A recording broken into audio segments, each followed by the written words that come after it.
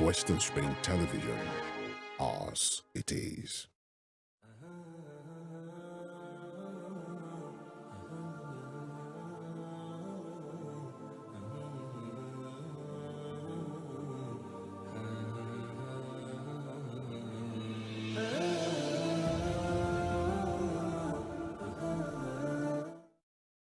الحمد لله رب العالمين والحمد لله الذي أوجدنا من العدم إلى الوجود ومن الوجود إلى العدم ومن العدم إلى وجود العبدي والصلاة والسلام على رسول الكريم سيدنا محمد وعلى آله وصحابه وذرياته وآل بيته ورضي الله عن كل الصحابة أجمعين.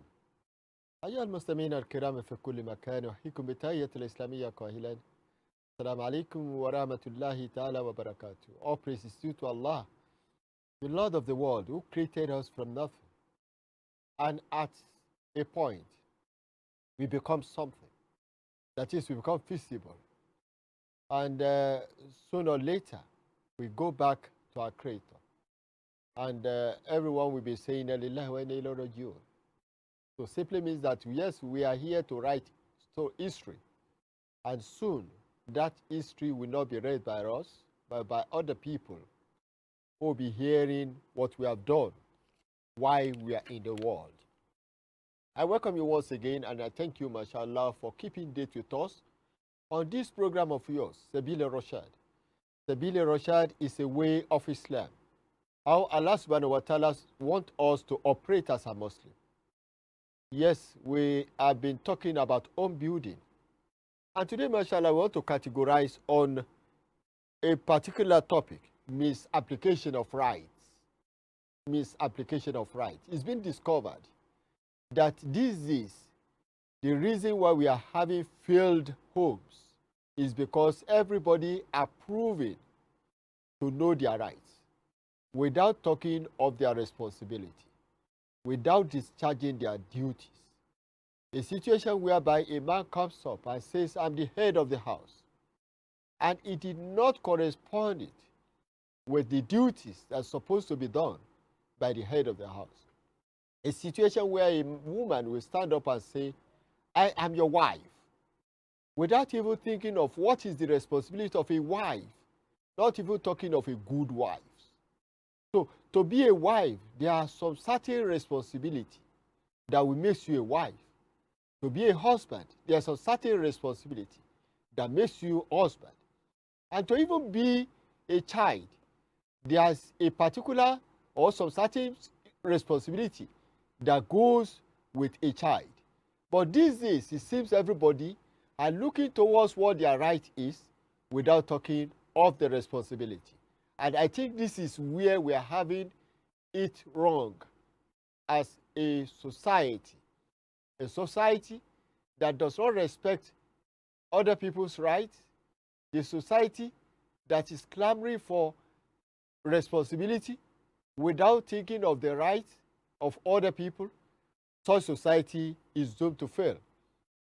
Today we are looking at it from this angle, that yes, as a man in the house, what's supposed to be your responsibility? Majorly, you're supposed to be there to take care of the house. You're supposed to love your wife. And in turn, the wife is supposed to care for the man. Or many a times vice versa. But these days, it looks like, oh, what concerns me about him? Definitely she's referring to her husband. And the husband will say what concerns me about her. And he's referring to the wife. We cherish the side chicks more than our wife. And simply means that we are not Islamic in nature. Because Islam wants you to play a good role with your wife, to be the good partner to your wife, to be a friend to your wife. But all this has been jettisoned by almost every man. So we need to look at this, mashallah, in order to have a very good home. So the love and submission, the two need to go side by side. When the husband loves, the wife must submit. The husband must love as the head of the family. must see the wife as part of him, and the wife must submit to the authority of the man. So these are those things that are causing the collapse of home these days, and it's really causing terrible explosion in our houses because it extends to the children. I heard a story of a child who picked the phone and called the cops. He called them that yes, the woman, his mother, has definitely abused him. And the cops came, that is the police. On arrival, they inquired what happened. The boy said, my mother beat me. And that constitutes a child abuse. And the policeman asked the mother, what happened? The mother says, I spanked him. I beat him because he refused to go to the class. And that's the report she got from the school. And the police now looked at the boy and said, you didn't go to school? No. Who told you that your rights have been abused? He said, I'm a friend. And they said, your friend has misled you.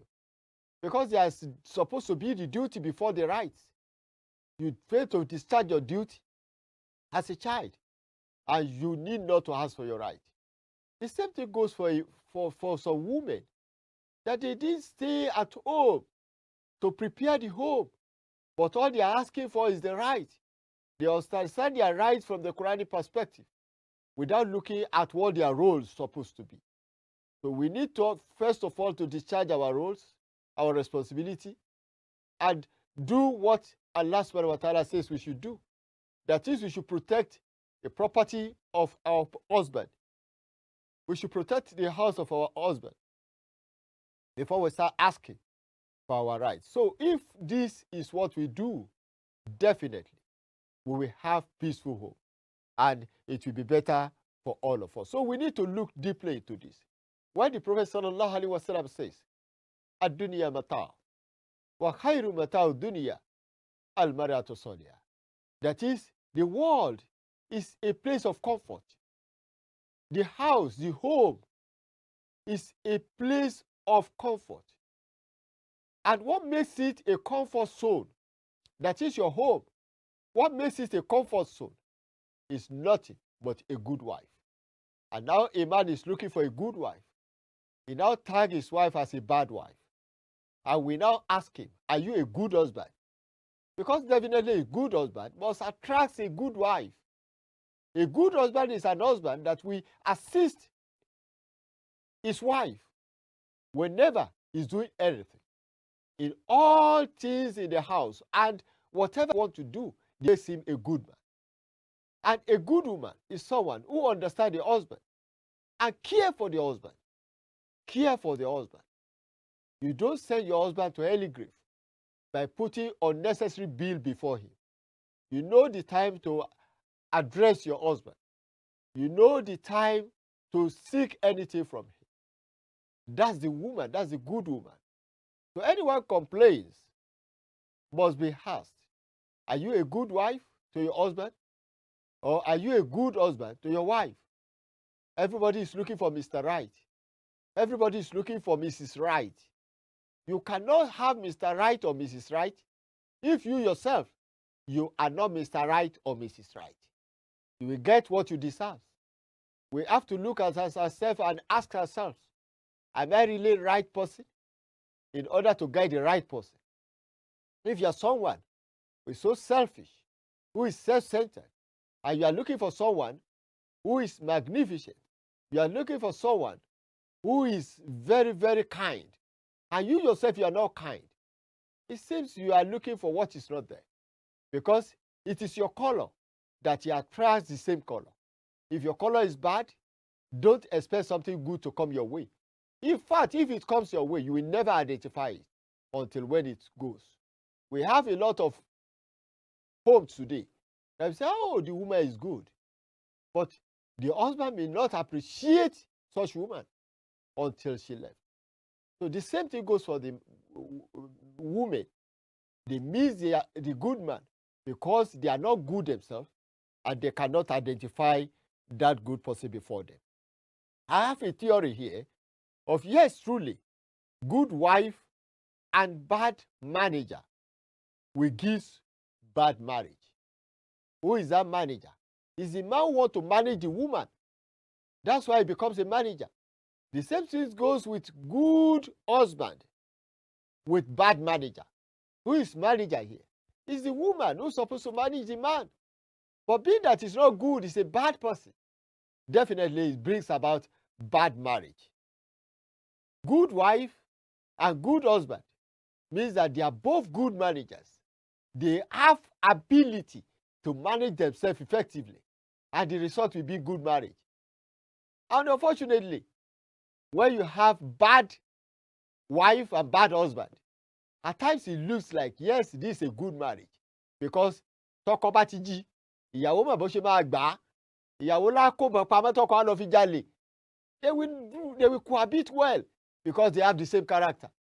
So when you have bad person, that's why Islam says that don't just choose anyone, but choose someone you believe that this is the right person. Mashallah, I want to go on short break.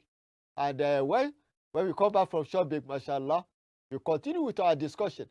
Don't forget today, we are looking at misapplication of rights in the home building.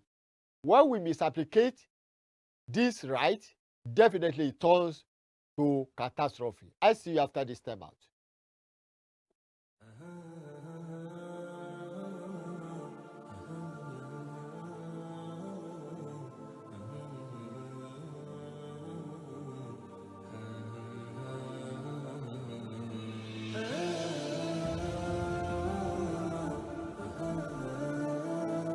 يا من صليت بكل الأنبياء، يا من في قلبك رحمة للناس، يا من ألفت قلوبا بالإسلام، يا حبيبي يا شافعي يا رسول الله، بأمي وأبي فديتك سيدي، صلاة وسلام عليك يا نبي. حبيبي يا محمد أتيت بالسلام والهدى محمد، حبيبي يا محمد يا رحمة للعالمين يا محمد، يا من حليت حياتنا بالإيمان، يا من بجمالك علمت الإحسان، يا من نورت قلوبنا بالقرآن، يا حبيبي يا شافعي يا رسول الله، بأمي وأبي فديتك سيدي، صلاة وسلام عليك يا نبي. حبيبي يا محمد أتيت بالسلام والهدى محمد، حبيبي يا محمد يا رحمة للعالمين يا محمد، محمد رحمة للعالمين، رحمة للعالمين، محمد. Alhamdulillah Rabbil Alameen. MashaAllah, you're welcome back to your program. This is Sabili Rashad. And today we are discussing misapplication of rights. So when we misapplicate our rights, it simply means that, yes, we are trying to shift blame. You have different blame game. Everybody will be shifting blame from one another, from the father to the mother. And the mother will be shifting it back to the father or transfer the aggression to the children. And from there, we start having chaoses. We start having conflict in our homes. So we need to look at this, mashallah. So let's accommodate one another. So the other family that you are comparing to yours, they are not better than yours, but because they have understanding of each other. In Sufi, the Sufi in Islam simply means the mystical aspect of Islam. They have their pillar says that Araful Abdu Nafsahu. That is, everyone must understand himself. So when you understand yourself, you'll be able to study your partner and thereafter study your children. I wonder many a times when the parents are complaining, or a woman, you hear me, means that you are a bad parent. Ọmọ tó o bí, you start rearing him from young. You're supposed to have studied him. This child, this is what will cause his downfall in future. You start nurturing simply means that you are studying him to guide him, to give him the best that will assist him in future. So, but when you start complaining, that's what we are talking about. It's your duty to nurture him, not to complain. You have to take it as your failure. And from there, when you admit your failure, then possibly you have the way out. So we have a lot of people say, you know, that kind of complaining here and there. We have to be there for our children, study them to train them. So we are not studying ourselves. The spouses are not studying themselves. Whoever you want to take as a partner, start studying him as if you are studying a course in university. As if you are studying a course in any institution. Start studying him. So from there, you will know how to manage him or her. You will know his excesses. Oh, this one gets angry. What used to cause his anger? So from there, you'll be able to manage your home. So misapplication of rights. Yes, you have the right. But first of all, try as much as possible to discharge your responsibility before asking for your right. It is your right as a citizen of Nigeria to get light, to get good environment. But your responsibility is to make sure that all these things are not vandalized. We're having it vandalized these days. We're having it vandalized, and we want government to come and do it. The drainage in the front of our house, we leave it unclean, and we start shouting on government. We have someone in our society that he has a dubious character. We don't report him to the authority because we did not want him to see us as bad person. But the day he come out with his character, we start shouting government. So we have to be responsible. Be a responsible husband. Be a responsible wife. Be a responsible child. Be a responsible citizen. Stop asking for your right when you have failed in discharging your responsibility. The problem we are having today is that, yes, everybody, at the same time, we want our rights to be respected. In fact, on our roads, instead of waiting for other people to pass, you are claiming your rights. And many people have gone to the world beyond because they are claiming their rights. Another thing is tolerance. We have to tolerate ourselves and know when that tolerance should stop. Don't lose your life because of tolerance. When you see that someone has gone out of his senses, go away from him. Don't stay with him. If you died, yes, the person may go to jail or given life imprisonment or being killed. But that doesn't replace your own life. So we need to understand this simple thing. We need to understand it. We need to tolerate ourselves. We need to get a better understanding of ourselves. We need to make sure that, yes, we don't compare ourselves to other people. We have this habit in Nigeria, compare our nation to other nations.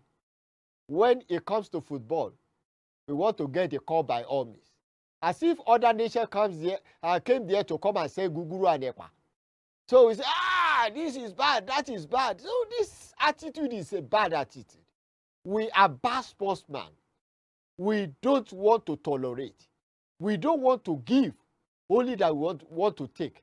And they say that the nation, we only give to the givers, not to the takers. But we want to give, we want to take, and we want to take without giving. So you see, you cannot cheat the nature. If you are a taker, as a wife, as husband, as child, and you don't want to give, definitely, at the end of the day, you may not win. But if you are giving, you have the spirit of giving, and you are fond of giving, definitely, the nation will give back to you, and you will get it right. So that is what we are talking about. That yes, we should stop this misapplication of rights instead of thinking of responsibility to other people. When you discharge your responsibility, yes, it's not necessary for those whom you give are those to give you back. That's the truth. you may get it back from those who you didn't even expect. When you give to your wife to the fault, yes, your wife is not discharging her responsibility accordingly. Your children will be there for you because they sees it. But because the wife is not giving to you, you are not denying the wife. You may be the loser at the end of the day. So let's build our home on solid rock. Let's make sure that, yes, we discharge our responsibility as it is expected. As it is expected. The Holy Prophet sallallahu alaihi wasallam told a man that, did you want your wife to appear to you the way you do appear to your wife? And the man was asking, what do you mean, Rasulullah? Rasulullah says that you are very dirty. If your wife is as dirty as this, you will not want to have anything with her. So you yourself, you are dirty. You are a mechanic. Before you get home, when you get home, get yourself dressed well. Wear good clothes. A woman came to me one day and said, my husband, I didn't want to have anything with him again. And I said, because of what? She said, she's too dirty. So you are not attractive to your wife. It's not because, yes, I paid the dowry, and you go to her dirty every time. She can reject you based on that. So please, let's do it right, and let's open communication at home. We have to open communication. Don't close the communication, because what makes you husband and wife is that, yes, at that moment, it's not 1 + 1, but it's 1 in 1. 1 + 1 we give you 2. That's why we have separate people living together. But when it's 1 in 1, it will give you only 1. That is, when they come and meet Baba Aisha, whatever they hear from him is what they will hear from the wife. Yes, that's a good one. Whether you are both foolish, whether you are both wise, let two of you think and reason together. And that will make a good family. We are having it wrong every time. And at this moment, it's too wrong because we are having a lot of homes that are not well coordinated. And this affects children a lot because these children are confused. That's why most of them go into all kind of dubious things. I thank you sincerely for listening. Let's use this practical lesson, mashallah, to build our home and to correct any anomalies. I thank you, and I remain your Sheikh Dr. Murtada Ibiyemi As-Sunusi. Until next week, mashallah. And I come your way with another beautiful edition of your program, Sabila Rashad. I say thank you for watching. Amma salam wa ila laqa.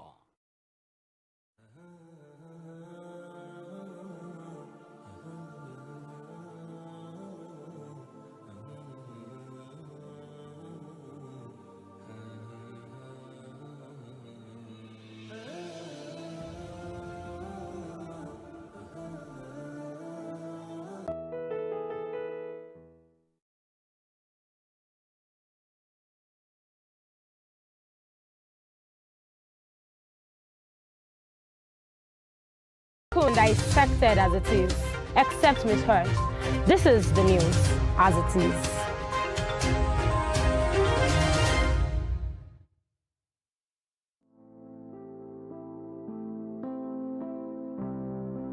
Plastic pollution is basically a pandemic.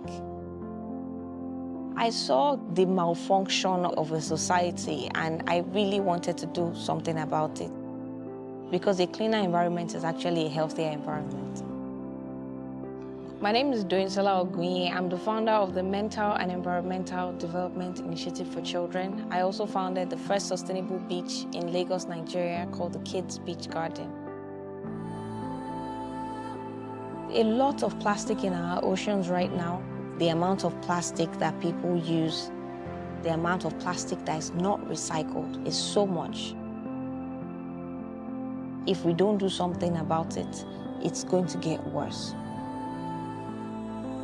We started something called the Recycling Scheme for Women and Youth Empowerment. And that is basically empowering women in coastal communities and young people to pick as much plastic as possible and then bring it to us and we buy it from them. So instead of this plastic littering our shorelines, we're actually using it to empower people in these communities. mo mọ àwọn so many things tó yẹ pé wọ́n ní problem gidi gan tó yẹ pé rẹ̀sùn ayédèrè wọn lẹ́kọ̀ọ́. The Kids Beach Garden actually started in 2015. I stumbled upon the beach and I found out that it was really dirty. So I said, why don't we start teaching children in their formative years to clean the environment and also encourage them to do something to make the environment a better place. We focus on children because they need these values. They need to be taught how to take care of the environment, give back to the environment as well.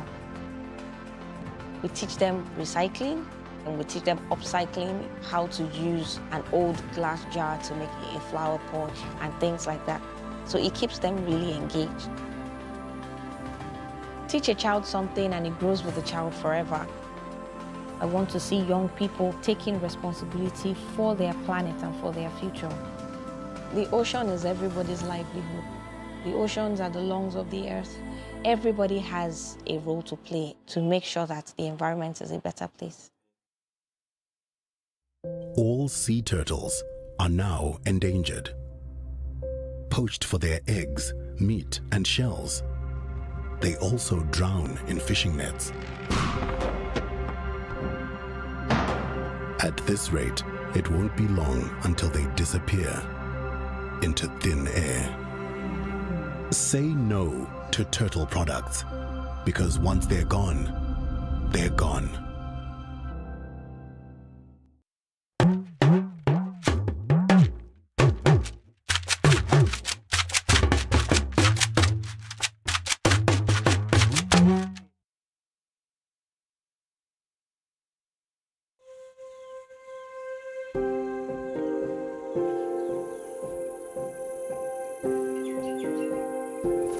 Abin da yasa nake son Yankari shine saboda irin albarkatun da Allah ya mata, sa'annan kuma ni ina tare da ita, ina gefenta, kuma na zo na ga albarkatun nan, na ga ina so, ina sha'awan in taya ta tsare wa'innan dabbobin.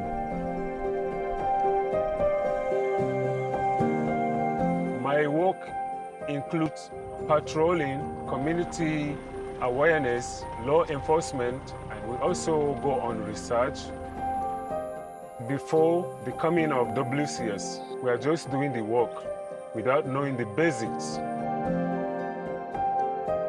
When I started here, I felt it was mission impossible. The guys were not trained, they don't understand the benefit of collecting data when they go out on patrol, they had no uniforms.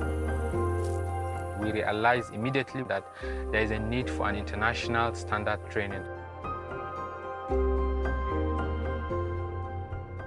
Wanda ba mu da ilimi ya za mu yi mukama mutum mun gan shi kawai gudu muke yi mu mukama. Amma yanzu mun samu ilimin da akwai dabaru da muke bi, muke amfani da shi wajen bi domin mu kama mai laifi a gandun.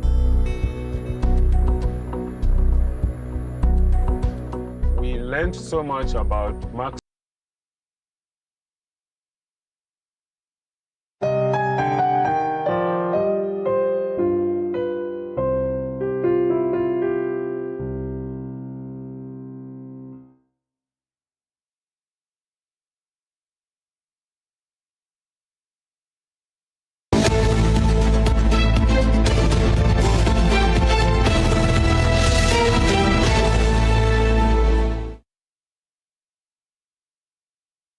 Welcome everyone. It's the Friday edition of Morning Spring TGIF.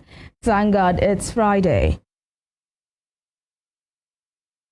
Thank God it's Friday, and we are indeed grateful to God for life. Thank you for joining us and being a part of our world since the beginning of the week till today. It's Morning Spring this day, 15th day of November 2024. This day breaks the month into two equal halves, and it's the 300 rather, and 90th day of the year. We're grateful to God for life. It's a great feeling to be alive. My name is Evelyn Ohiola, welcoming you on board this beautiful morning. Femi, good morning to you, and how are you doing?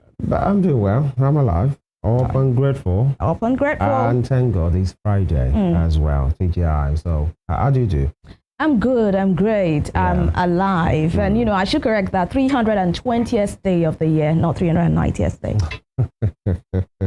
All right, you know, it's always good, especially on when you're talking about official working days. I was dressing up and then I remember today is Friday. More like, thank God, at least. We have done what we should do for this week, and we are grateful and much more grateful to God for life, and very appreciative of you as well, you know, for staying with us here at your station of choice where we say it as it is. Femi Ojo is my name. Thank you for joining us today, and the papers are in, and we know you are ready. We are as well. Stay with us.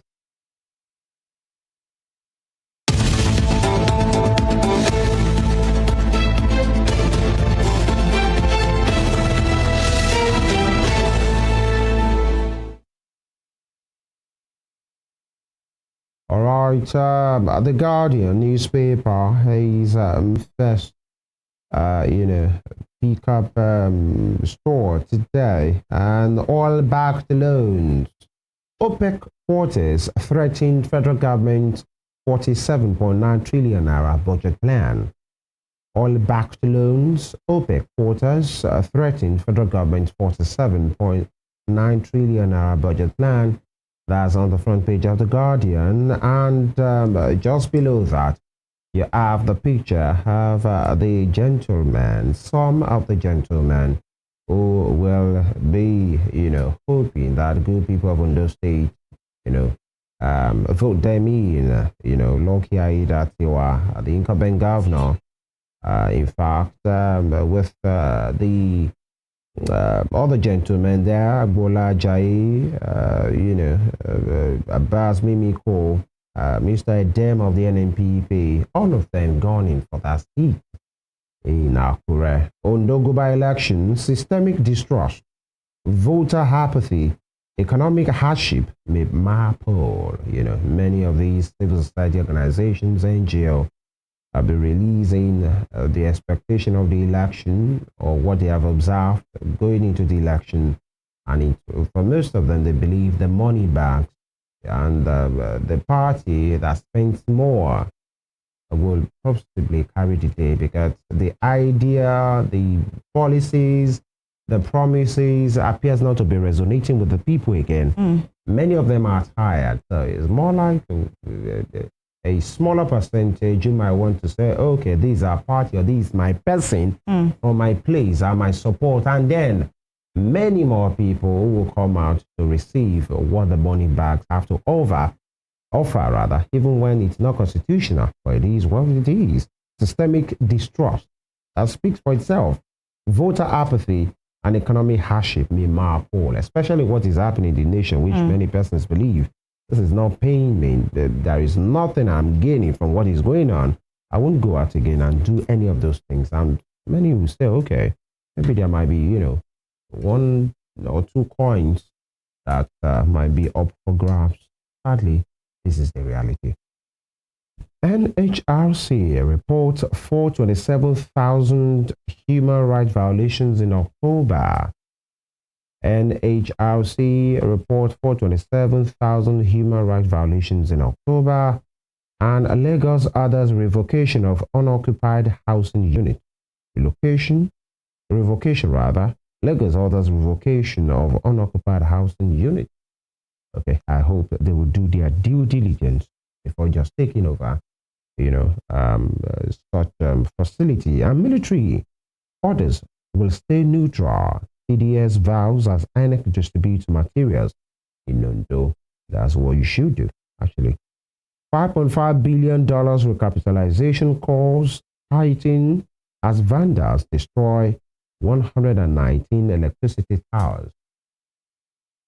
You know, we keep saying it. We should take care of those things and treat those that will not agree with us like who they are, enemies of the state. Atiku advises Tinubu to focus on governance, not 2027. Interesting one. And federal government secures $134 million AFDB loan to boost food production. Here we go.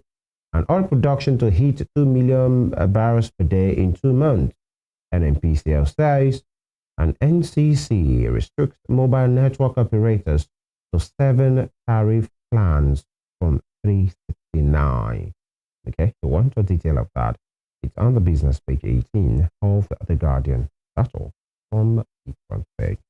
And from the Guardian newspaper this morning, we head on to Vanguard newspaper. And Vanguard newspaper is focusing largely on the 2025 budget this morning. As you can see, that's the big, bold headline on its front page. 2025 budget, FEC okays 47.9 trillion naira. FG to borrow 13.83 trillion naira. With some riders there, budget assumptions, exchange rate at 1,400 naira to a dollar. Oil price benchmark $75. Oil production 2.06 billion barrels per day. I beg your pardon. 2.06 barrels per day. Exports fault assumptions, described budget as ambitious. IMF report, Nigeria absent in good news, included in bad news. This is on the Vanguard newspaper for today. We can say that we have already entered into the season of budgets. You hear more of states. Osun State governor has also presented his own budget to the State House of Assembly. Right. So from time to time, you will hear states presenting the budget. And, this is at the center, national. And FEC has approved it, so it's on to the National Assembly for consent, for approval right now. But, we've always said that it's not about you just approving budget. It's about also looking at the performance of the last budget. How much did you achieve? When the last appropriation act, what was it used for? Was it used for that which it was appropriated for? I think we should normalize performance, of our budgets, so it doesn't look like the governors or the presidents just come up with a figure and they approve and that's it. That's on it this morning. That's the big one on Vanguard newspaper this morning. Let's check out what we have on Daily Trust newspaper for today. Daily Trust newspaper, FG proposes, again, still focusing on the 2025 budget, FG proposes 47.9 trillion naira budget for 2025, with the riders, PEX crude oil at $75, exchange rate at 1,400 naira to the dollar. Proposal too ambitious, will balloon debt, inflation figures, says an expert. Nigeria eyes $57.4 billion crude revenue as NNPC surpasses 1.8 million barrels per day. And still on Daily Trust newspaper this morning, coalition condemns arrest of woman for criticizing banditry in Sokoto. Coalition condemns arrest of woman for criticizing banditry in Sokoto. These are the issues. This one is speaking against what is against the state. He's speaking against state actors, and you are and the enemies of our own soul. So why should she be arrested for calling out these guys, these bad guys, and also probably calling out the government to do what they are supposed to do? Now, when we talk about people being enablers of the government, these are the issues. This is one person that is trying to, move away from the norm of, praising the leaders, even when things are not going right. And look at what has become of art, really. This is a sad one, especially for our democracy. Unfortunate. Democracy is government for the people, by the people, of the people. So it's all about the people. The people is at the central of everything democracy. So when the people are removed from a democracy, then what do you have? Nothing. You have nothing, exactly. All right, concerns over cash squeeze in states despite increased CBN supply. With riders, POS operators, customers accuse banks of rationing. I've heard about this over and over time again, especially from POS operators when you go to They tell you they don't give us enough cash. You know, I went to the bank to collect 100,000 naira, and I was given 20,000 naira. So how do you expect us to use that to work? This is what we use for business. They tell you to use other payment platforms. Yeah. Or whatever you want.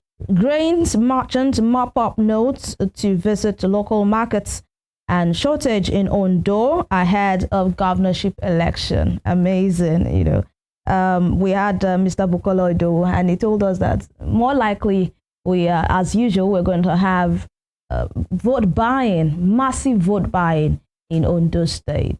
The politicians are already stacking up, allegedly stacking up their pockets and their stores and their, rooms with lots of cash just to buy the vote of people. This is not the way democracy is actually run. You are supposed to present your policies, present your ideas to the people, and if they like what you're bringing to the table, they say, yes, we like this guy, we want to go with this guy, and they go with you. It's not about you buying up their conscience just because you have nothing, absolutely nothing to offer. And Femi, even those, the owners of the conscience are looking for who to sell it to. Many of them. Yeah. And it's because they've weaponized poverty. Look at how many people can afford 3 square meals? What am I saying? How many people can afford 2? Or even 1. Meals, and then you drop 10,000 on their table just to go and just press something which they don't trust. Some people will believe that if I collect the money, whether or not I collect the money, what will be? That speaks to the distrust you took on the Guardian newspaper. People have this massive distrust for those at the end of affairs. Yeah, so they believe the 10,000 naira, the 20,000 naira, the 5,000 naira you're going to give to me. That is what I would gain from this government, because I know I will never gain anything from this government, which is not supposed to be. It's not supposed to be. All right, and that will be all from the front page of Daily Trust newspaper. All right, the Nigerian Tribune is next. Nigerian Tribune, Ondo election. Military deploys troops. IGP others fight security. I have lots of riders here. INEC distributes sensitive materials to 18 local government areas. PDP accuses ruling party of violating peace accord. It's an attempt to divert attention from your impending defeat, APC replies, and Damagum governors lead PDP final campaign rally. All right, and I'm sure that has stopped since yesterday, because by laws, by today, nothing should be had as far as campaign, publicity, advocacy.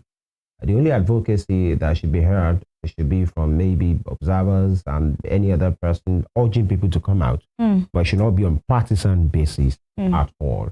These are the issues. Now, moving away, and by the way, all the best. And trusters here at Western Spring Television and our sister station at Rave 91.7 FM to be on ground and say it as it is, observing the proceedings from the nooks and crannies of Ondo State. Stay with us all day.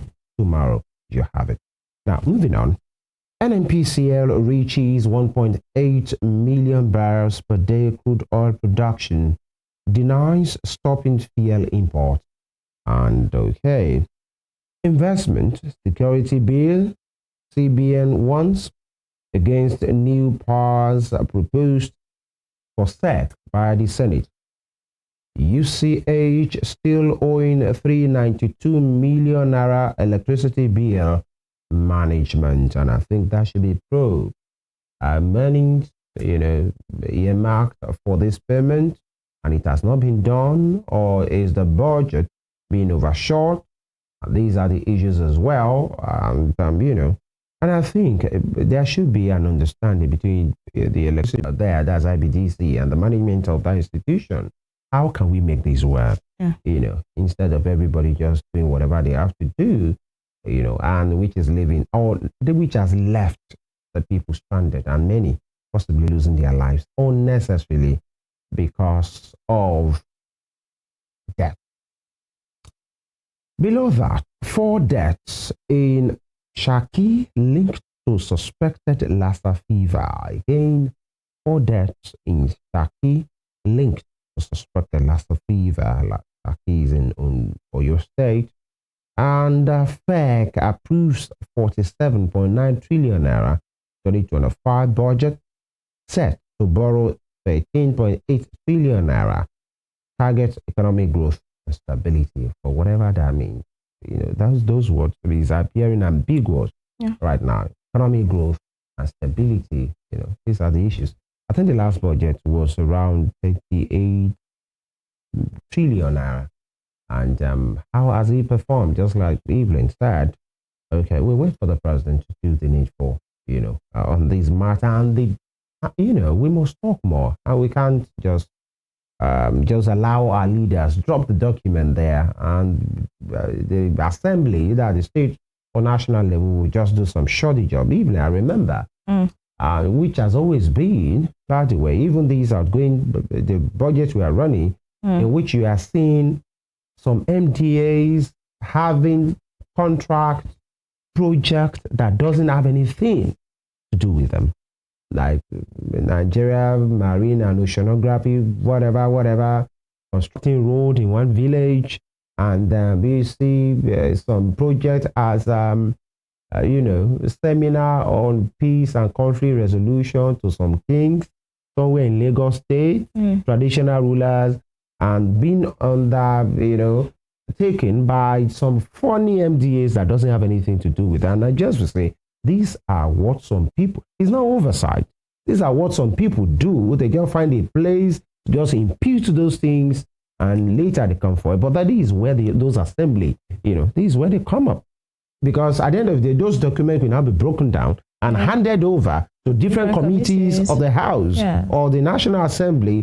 Okay, something about maritime, there is a committee for that, security, education, and it's the work of these individuals, the committee members, to invite those persons that have something to do with it and check through lines by lines to know that, does this have anything to do with you?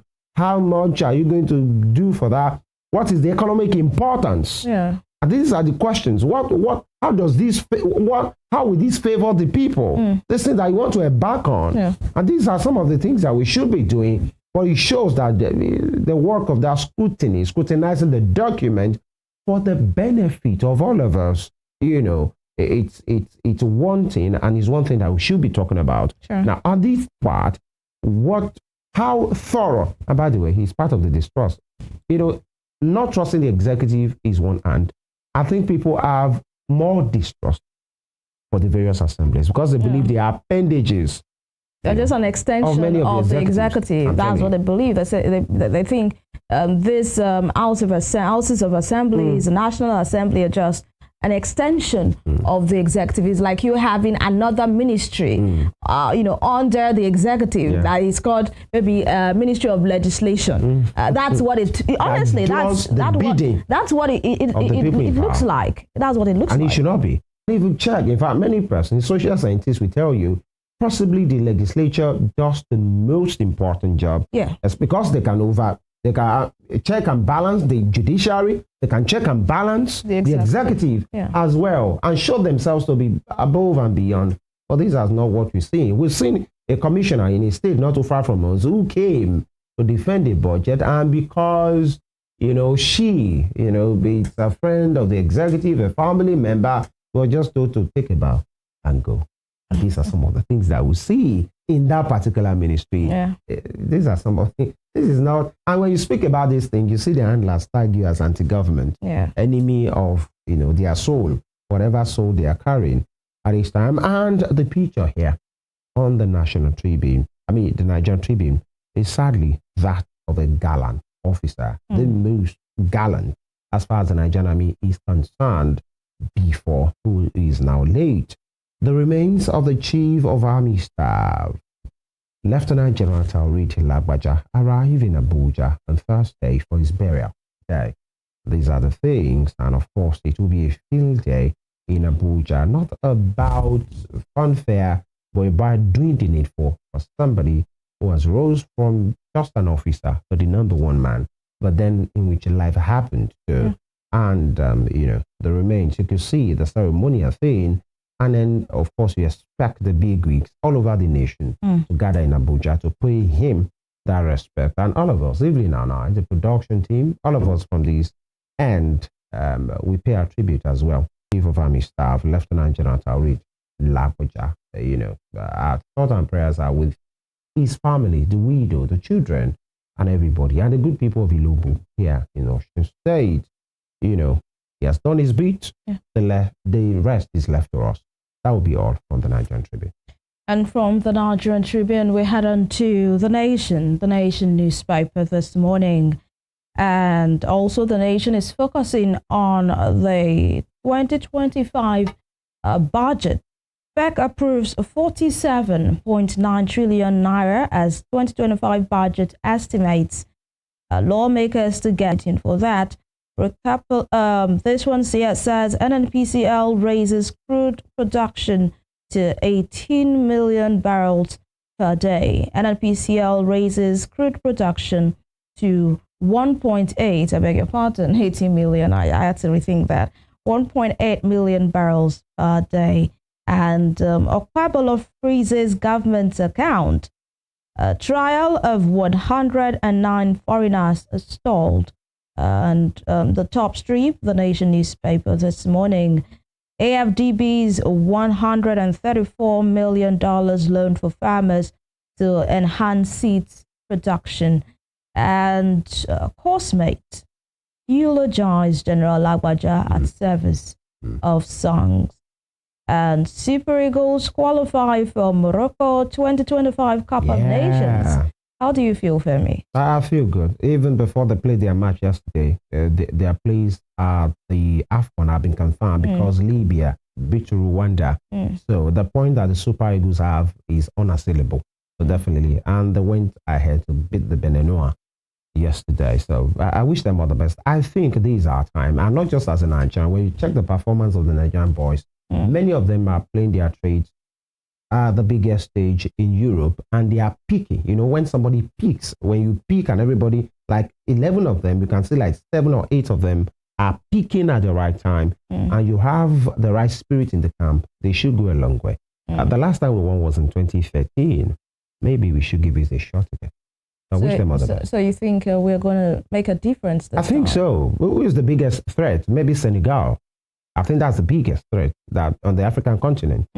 Senegal, and I think we can do it, boys for boys, men to men. Okay. Yeah, and I hope the boys will be injury-free at that competition as well. Wait and see. And lastly, from The Nation newspaper this morning, not lastly, this one here says Supreme Court delivers judgment today in States versus EFCC case. Okay. The history is about to be made again. Let's see what the verdict would be. Is it going to be against the EFCC or against the states? On the 2024, CDS assures of security agencies' impartiality. Why we stepped down for Ayedatiwa, and PDP urges voters not to allow intimidation. PDP urges voters not to allow intimidation. APC, PDP accuse each other of violating peace accord. It's always the accusation and counter accusations for me, the allegations and counter allegations for me during elections. One party A saying, oh, you did this, but no, it was your camp. It's all drama, and sometimes it can get funny, and sometimes it can get really, really not funny, especially when it has to do with shedding of blood or violence where people are injured. And you know what killed. these counter-accusation and counter-accusation do? They scare people from coming. Because if people hear this, then people might have that thought of maybe things might get ugly, and then they won't come out. And just let's leave it for them. They'll tell you my blood is not worth. They'll tell you Nigeria is not worth dying for in court. Exactly. Well, that will be all from the Nation newspaper this morning, and for the newspaper review segment for today. All right, and we'll take this quick break. When we return, we'll have the conversation, and you don't want to miss it at all. Stay with us.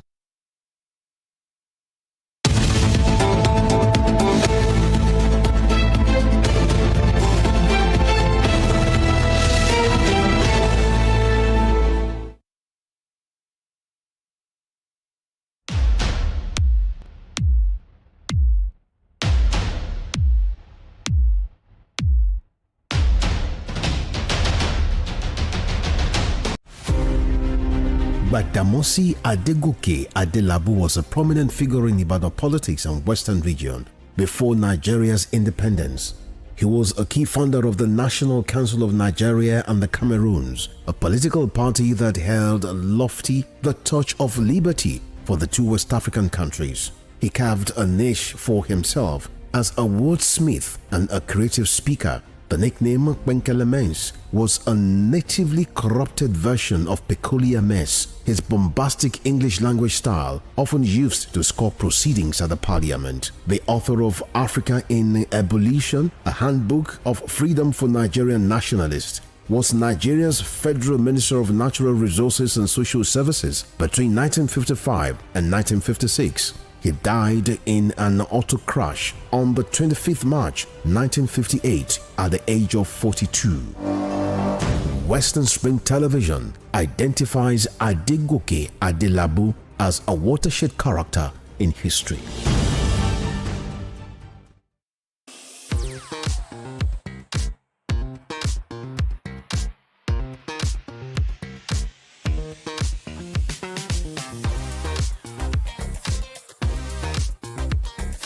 Turn it up! It's the Wild Wild West, and Western Spring Television is pulling out all the stops to make sure that you don't miss out on every of the fun and happenings around you. Yup, we've got you covered because your girl got all the juiciest tidbits and entertainment news from around the world. Cross over to the chocolatey side of entertainment. Join me, Chocolate Cassie, on Eccentric as we take you into every bit of the juiciest news, fashion, music, movie updates, and other trending conversations. Together on the show, we'll get personal with your favorite celebrities via phone call, Zoom, or even live here in the studio. Eccentric will be shown on your TV screen on Western Spring Television, channel 190, only on Star Times.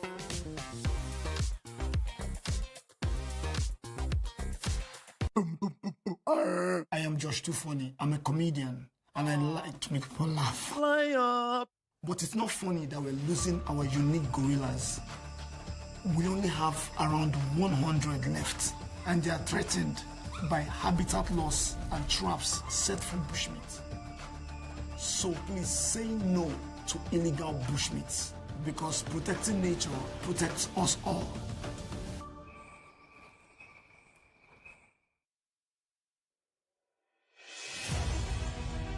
Can you imagine the feeling when you get your news as they break with facts and clarity?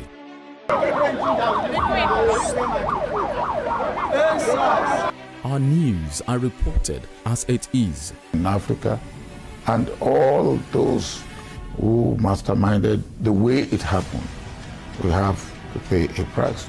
Enjoy Western programs, projecting culture and tradition to the world.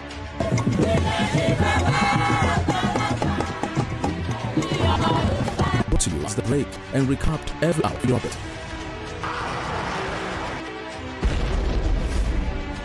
Fellow Nigeria, how to improve your welfare is of paramount importance to me. Produced and brought to you in a unique way never before seen. Western Spring. Western Spring. And Western Spring Television. Television is coming home in your color and culture.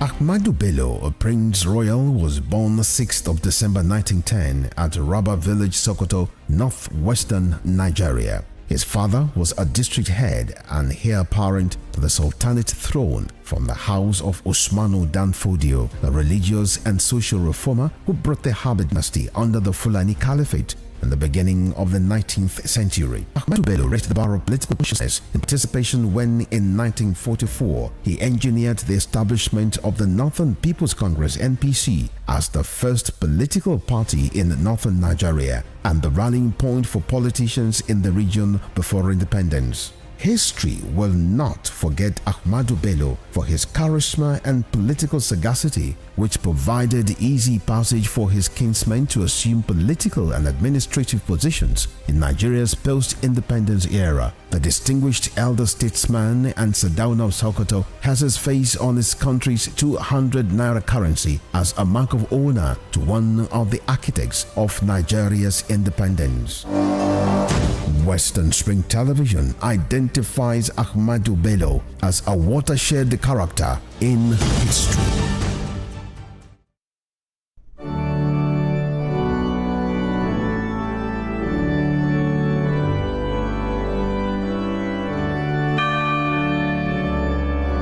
Here are 5 amazing fun facts I bet you never knew about Christianity. Number 1. There are over 2.4 billion Christians worldwide. Amazing fun fact number 2. The Bible is one of the best-selling books of all time, with more than 100 million copies sold every year. Most Christians believe in heaven and hell. The Bible is the most translated book in the world, with more than 3,000 languages. Amazing fun fact number 5. Most Christians throw science out of the window without realizing that most scientists are Christians. Hello, I am Pastor Steve Akinwumi. And I am Dr. Adeoye Oyewole. Join us as we highlight and discuss day-to-day issues pertaining to the day-to-day living of every Christian. Issues in Christendom shows every Sunday on Western Spring Television, channel 190, only on StarTimes. Fewer than 400 elephants are surviving in this country today, and they're still being poached for their ivory. Elephants can be a major draw for our tourism if we protect them. So please tell your family and friends, report all wildlife crimes, and stop the sale of ivory, because protecting nature protects all of us.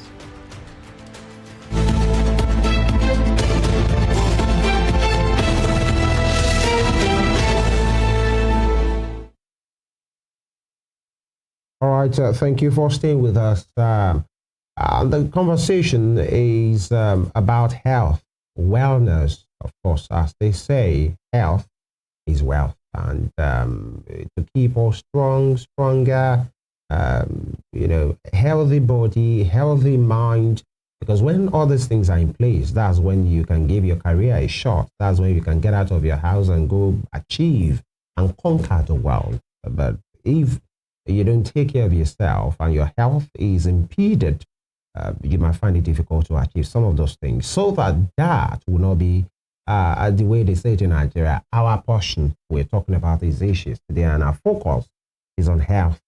And yesterday, November 14, it's the annual World Diabetes Day, and is an international, day observed. And the theme for this year, 2024, is breaking barriers and bridging gaps. Breaking barriers and bridging gaps. When you hear that, you might think it's one of these motivational talk, but it's beyond that. And then we have with us today a professional, top one, to look into this matter. She is a consultant, physician, and endocrinologist, Dr. Adebimpe Yusuf. And a brief about her. She is, just like I said, an endocrinologist at the Osun State University and teaching hospital as well, where she specializes in research on diabetes mellitus, thyroid disorders, and obesity. She's written a chapter in Cushing's disease in medical textbook titled Companion to Tropical Medicine, and a chapter on HIV and diabetes in another textbook titled New Insight into HIV/AIDS for Students and Healthcare Professionals. And she's here with us. Good morning, Mother. Good morning. Thank you for being here again. Thank you. This same time last year, we had you to talk about this matter. And we appreciate your coming, actually. Thank you very much.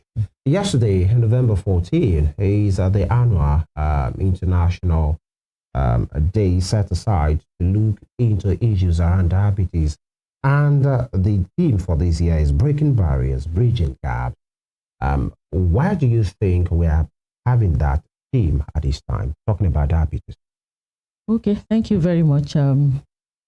We have that theme as WHO and some other bodies, and there's another theme, this is diabetes and well-being. So both of them, they are targeting the fact that we need to reach our people, we need to prevent development of diabetes, and those that have been diagnosed, we need to take good care of them. Bridging gaps, breaking barriers, you want to bridge the gap of access to care, then reaching the unreached, reaching the yet to be diagnosed people. Now we have more than 500 million people living with diabetes globally. 500 million? Yes. So this 500 million, it means that we have another 500 million that are yet to be diagnosed. We want to go by the rule of half. That means for every patient that has been diagnosed, there's one in the community that doesn't know, that's not been diagnosed, or that doesn't know his or her status. So we are bridging the gaps and breaking the barriers. We are trying to reach them, to get them diagnosed. We are trying to reach the diagnosed, to have them have access to quality care. And those that are being cared for, we want to treat them to target, so that complications that can take life eventually are prevented. So that can be summarized. And then for the under the breaking barriers and bridging gap, the other theme by the IDF, International Diabetes Federation, is diabetes and well-being. We want to look at them in totality. For someone that has diabetes, does the person enjoy good health, in quotes? We're talking about physical fitness. The person is physically okay. The person is mentally okay. And then talking about the society, are they accepted? Are they approved? Are they well taken care of in their places of work? Are they stigmatized? So we want to look at all of this so that we can deliver wholesome care to our clients. Right. Thank you. And quickly, so that we start with the right context. When we talk about diabetes, for many persons, they are aware. For many persons, they are having information that are not totally the truth. And so you are here, you are a consultant, you are in the business. When we talk about diabetes, what are we talking about? Yeah, we're talking about a disease that involves the way our body handles the food that we eat. So it's a metabolic disorder that involves carbohydrate, protein, and fat metabolism. And then it manifests with high blood sugar that we call hyperglycemia. And then this hyperglycemia results from inability of the body to be able to utilize the glucose that has been taken due to relative or absolute insulin deficiency. Insulin deficiency. May be there, and the body may not be sensitive to it, which is the type that we have, which is what occurs in people with type 2 DM, but it may not be there at all. That is absolute deficiency, and that is what we have in type 1 diabetes mellitus. We have other types, gestational diabetes mellitus, and the one that we group as others. Others are those other types. Let's quickly look into all of that as well. So those we have a whole loss under that one. It may result from every one of those things has to do with the pancreas. When the pancreas is diseased, and the cyst can occur, the pancreas can become diseased from different factors or for different reasons. There may be infiltration of the pancreas. We have pancreatic cancer. So when there's infiltration into the normal pancreatic tissue, the pancreas will not be able to deliver the normal physiological function. And so the beta cells that secrete insulin will also be affected. And once there's insufficient insulin in the system, it will manifest as diabetes. Then there may be inflammation. Maybe the person has ingested something that the body is reacting to, or it may be in form of food, it may be in form of maybe additives to the food, it may be from infection. It will also affect the pancreatic tissue, and it will manifest as diabetes. We have some other people that have issues in their DNA, their genetic makeup. Apart from the type 2 DNA, we have some other disorders that affects the DNA of those people, and it results in inadequate function of the pancreas.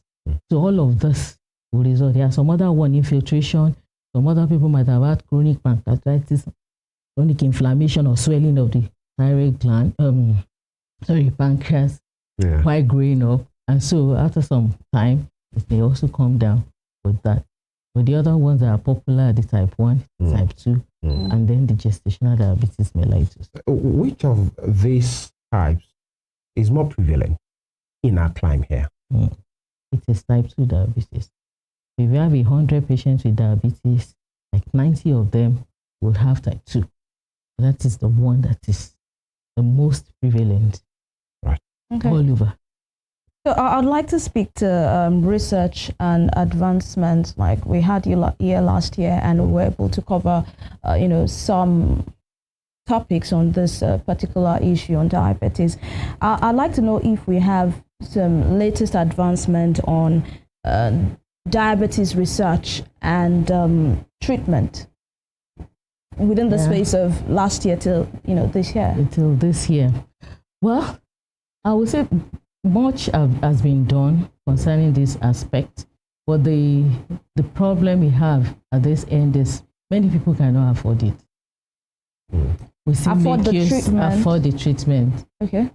There are researches into, even some people are thinking about working on the pancreas itself. Exactly. Yeah. And then finding a way to bring it out to function better. Then there are drugs that have been worked on, like we call some DPP. I don't want to be mentioning big names now, but insulin. There's some things in the body that after it has worked for a while, after the body has secreted it, there are some other hormones that are secreted from the intestine that goes to work synergistically. That is in addition to support continuous production of insulin, so that it works for a longer time to be able to take care of this. We call those ones incretin mimetics. And so in those categories, you have what we call DPP-4 inhibitors, but these drugs are very costly. Some people are working on the present insulin that we have now. Most of them, all of them are injectables. And some of them are some people are working on inhalational insulin. That's all those pricks. Because before you administer insulin, you need to check what is happening, what is the level of the blood sugar before it is administered. So that patient doesn't give a dose that would tip the individual to hypoglycemia. So that means for every injection of insulin, the patient will receive 2 pricks. Yeah, for checking and for administering. Except for when they are giving basal insulin. Okay. So the basal insulin may not necessarily warrant pricking. So how do we avoid all these pricks? So some people are working on inhalational insulin, and it will be like what the asthmatic people use, like inhalers. Yeah. So that one doesn't, maybe they will just need to check the sugar and then inhale the insulin. And then these checks too, there are some people that have worked on continuous glucose monitoring, in which a device is applied to the body, and then there's a sensor that reads the glucose level. So it gives like a continuous picture of what is happening. And the with that device, is inserted into the skin. Okay. So with that device, it's been so programmed that once the glucose level goes beyond a certain level, there's injection of insulin into the system. So that is another way in which that's available now. Is it available, now, or it's still in the works? It is available, but I'm not. I'm not so sure whether we have. Permit me to butt in here, because many persons watching, hearing insulin, hearing some of these things, might be thinking, what are we talking about? I think we're already getting to the treatment level. But before that, let's talk about the symptoms. Then we'll do this. Talk about the prevalence. And is there a reason, you've spoken about DNA and some of those things, is there a reason why the type 2 is so prevalent? Is it a lifestyle thing? Is it just the way it is? Is it science? Well, it is. And then we'll go to the symptoms. It's genetic predisposition. Most people, type 2 diabetes runs in families. So they are genetically, would I say programmed? So let me not say programmed. Hereditary. Yes, is that what you're saying? It is. Okay. Because they have some deficiency in their makeup that predisposes them to inability to handle glucose very well. So, and then lifestyle may further potentiate this tendency. So for somebody that has type 2 diabetes, if healthy lifestyle is adopted, the individual may not come down with diabetes. But if the person doesn't really watch the food they eat, their lifestyle, because of that tendency, that predisposition, they can eventually come down with it. So because it runs in family, I think that is why it is more common when you compare it to the other types. And then for the symptoms manifest. Well, let me first say that it may first appear symptomless. That is what we call asymptomatic. The individual may not be aware at all for several years before it begins to manifest. So, and is that why it's called the silent killer? It is. It can go for silent killer. So also the hypertension can also go for that. So it is asymptomatic, and then by the time it's presenting, by the time it's manifesting, the individual will start experiencing passing excessive amount of urine, large volume. There's a difference between going to the toilet to urinate every now and then that may be due to infection or some other reasons. But for somebody that has diabetes, each time the person goes to the toilet, the person urinates a large volume of urine. So, and then as fluid is leaving the body, the thirst center will be stimulated and the person will be feeling thirsty. The body will be telling that individual there's need to replace this fluid that is being lost. So it will manifest with passage of large volume of urine, excessive thirst. And then the urine that is going out excessively is going out with glucose. You can say that it is glucose that is actually drawing water along with it out. So instead of the individual making use of the food ingested for the health of the tissues, this glucose is being wasted via the urine, and it will eventually lead to weight loss. So we can say excessive urine, excessive thirst, then weight loss. And then some people will start to eat. As they are losing weight, they want to replace what they are losing. So some people will add excessive eating to it. But clinically speaking, once we hear about polydipsia, which is excessive amount of urine and thirst, and then weight loss, we want to think about diabetes. Some other people may not present with these classic symptoms. They may present with complications of the disease, and it may manifest as inability to see very well, blurry vision. They're not seeing well. Images are becoming blurred. They may manifest like that, and then they go to see the ophthalmologist, the people that take care of the eyes, and then they check their sugar, and then they see that it's high up there, and that is when we get them referred. So some other people may present with delayed wound healing, and some people may misinterpret it for maybe like some issue that cannot be explained, that this wound that is not being healed, until they get somebody to tell them that why not check your sugar, and that is when they will know for the first time that yes, diabetes is the cause. Like they have a cut or a wound, and the thing will not just go away. It will go away. It usually occurs in the feet. So maybe due to trauma or accidental, maybe the person had a fall, or the person had a fall, road traffic accident, home accident, and stuff like that. Some other people may be having recurrent boils. Some people may have what we call tinea pedis, some whitish infection in between the toes of the feet. And then those whitish infection will begin to degenerate, and then will begin to eat deeper into the tissues. So that way they develop a wound that may not heal. Some people may have maybe hot substance poured on them. So some people may be on bike, maybe their leg accidentally touched the silencer. The silencer. So we have all kinds of reasons for them coming down with that. So we may first pick them for the first time with complications. And that is why we encourage people anytime they have the opportunity to try check their blood sugar. How often should one check their blood sugar? I mean, people that have not been diagnosed yet. Those have not been, once a year will be okay, or twice. Twice a year. A year. So, but once somebody is aging, if it doesn't run in the family, because type 2 tends to manifest, though we're seeing it in teenagers now too, but as people advance in age, that is when it becomes more visible. So we can say once a year or twice. For those are our family members, if they do it up to 3 times, there's nothing bad in that. So just to be sure that it is picked early, and then there's what we call pre-diabetes. Okay. That is in between diabetes and then the normal range. So there's a gap, there's a range in between that. That if an individual is picked, lifestyle adjustment can be instituted early, and that person can be reversed to the normal range. So they will not cross. But once you cross, once you are diabetic, once and the you've person been is diagnosed, there's yes, nothing that can be done again. Yeah, there is. Only that the person now has diabetes. The person now has the person has been diagnosed. But you can work on that individual, bring back to the pre-diabetic range, and then to normal. So it's possible for someone that has been diagnosed with diabetic to go back to the normal range? Yes. That is why they come to see us in the hospital. Okay. We want to bring them to now because many persons believe it can only be managed. Yeah. Once you have it, you have it. Yes. That person, we should not be, I'm not saying the individual can be cured. Okay. And that's why I said, that's the point we are making. Can it be cured completely? It cannot be cured.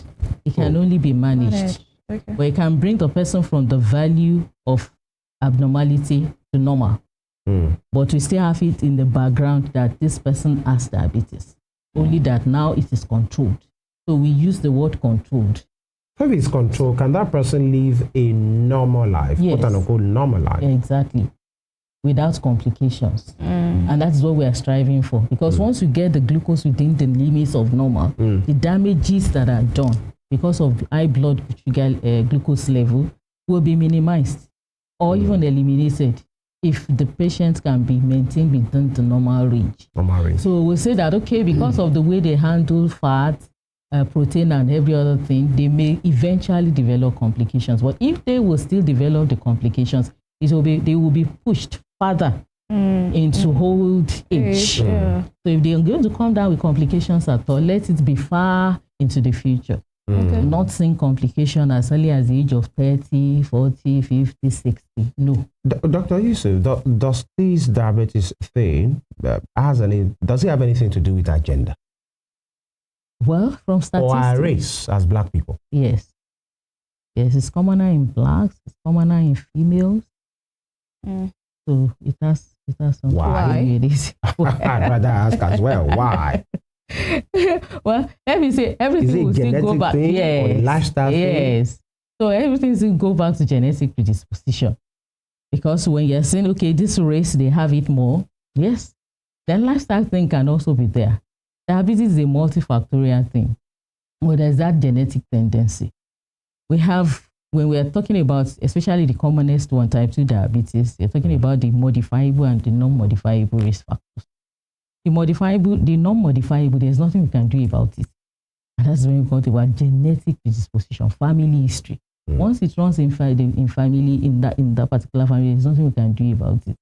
Then in females, it's been found to be commoner. Why? We have what we call gestational diabetes mellitus, in which patients can develop resistance to insulin. If they are developing it first in pregnancy, they have sufficient insulin in the system, but it's only that the body is not sensitive to it because of pregnancy hormone. And these hormones of pregnancy becomes more established around the 5th month of pregnancy. And that is why they tone down on that particular time to make sure that it's not as if they will not be checked before that time for glucose, but they also want to pay particular attention to that time because this is when the body secretes more of this pregnancy hormone that can interfere with sensitivity to insulin. And so these patients with GDM, they stand the risk of coming down with type 2 diabetes later in life, together with their offspring. Together with their offspring. But if they are well educated right from the beginning, then they adopt lifestyle. This lifestyle we're talking about is eating a healthy diet, I think we should go there. Let's speak about the lifestyle. How do we predispose ourselves to it? And this lifestyle that you're talking about, what exactly does it mean? So that our people, because the purpose of this program this morning, first for information and then for education. Okay. So lifestyle, when we're talking about lifestyle adjustment or lifestyle modification, we're talking, it can be broken down into two, which is exercise and diet. For exercise, it's been prescribed that we do an exercise that will last for 30 minutes for 5 days in a week. That is about 150 minutes of exercise broken into 30 for 5 days. So if we do that, that will help us to keep fit and then to prevent people from going beyond the normal BMI. And so we have overweight, once we stay within the normal BMI, there will not be fat accumulation in the body and it's healthy. Insulin does not work very well where we have too much fatty acid running. Okay. So, but if the fat, we call it lipids in medicine, actually, if they are if they are in adequate quantity, then all of these hormones will be able to work within the normal physiological limit. So when we exercise, there's tendency for us to burn any kind of stuff. When we eat more than we need to use, the excess will be stored as fat. But when we engage in a lifestyle of activity, that we are not living a life of redundancy or sitting down for so long, then we are able to maintain good physical fitness that will help these hormones to function optimally. So in this day of remote for television, for fan, for this and for all of that, we intentionally make sure that we observe this 30 minutes of exercise. And then for those that have some kind of ill health, they may need the advice of their doctors on the kind of exercise that they need to do. So I'm not saying that we just climb the treadmill and start exercising. There may be background heart disease that may get worsened because of that. But we can still take a walk around the house and all of that. So number 2 is diet. Now the kind of, say maybe what we are engaged with this day, everything is fast. So you need to do this, you need to get this done, get this assignment submitted, to see, look into this, sort out this. Right. So there's tendency for us to want to fall back on fast food. You just eat on the go. Eat on the go. And then foods that are fast, they are not all that healthy because most of them are made up of fat, carbohydrates, they are loaded with sugar. So by the time we take it, we get the energy to move on. And so we advocate that we take more of natural food. Because when we take food that are refined, also drinks that are loaded with sugar, that are loaded with high level of calories and sugar, it gives us instant energy that we need to do whatever task we are trying to accomplish. So, and that one doesn't help the pancreas because it goes into the bloodstream immediately, and then the pancreas is struggling to meet up with the glucose excursion that has happened. And so we are tasking the pancreas unnecessarily. But if you eat natural food, the body will break it down. It will go into the system. It will follow a kind of process that the pancreas will be able to catch up with and remove because the agents are natural. So drinks also, the same thing goes for them. They go straight into the bloodstream and all of this. And then they are loaded with too much of those things that we eventually don't end up using. And so it gets stored as fat. Then apart from that, they are not soothing, they are not satisfying. So when we take this fast food, there's still longing that I've not eaten, I've only taken snacks. I've only taken this one to just calm me down. I need to take proper food. So we've loaded ourselves with a lot of sugar already, and then on top of that, we now eat what we consider as now the natural, normal food to satisfy the satiety that we have because the stomach has not been filled up with that. So all of those will lead to us gaining weight with time. So how do we do? Then the way we process some foods, we also relate them like some food that we should eat, boil, maybe fish, meat that should be boiled and taken. We'll fry all of them. And fat carries a high percentage of carbohydrates. So when we fry our foods, some people fry yam, they fry fish, They'll fry meat, anything can be fried, plantain, all of them. So we ingest all of this, it will eventually lead to fat accumulation, and then it will hinder insulin sensitivity. So in the management of diabetes, these are the first things that we mentioned: exercise and diet. If they are able to observe these first two things, then number 3 is pharmacological agents, which comes as medications. If they're able to observe the first two, they will experience some drop in their glucose level. And then the drugs that will be added to it will not be that many because of what they are doing. And by the time they are incorporated, they are doing that one, we are giving medication and they are observing the first two.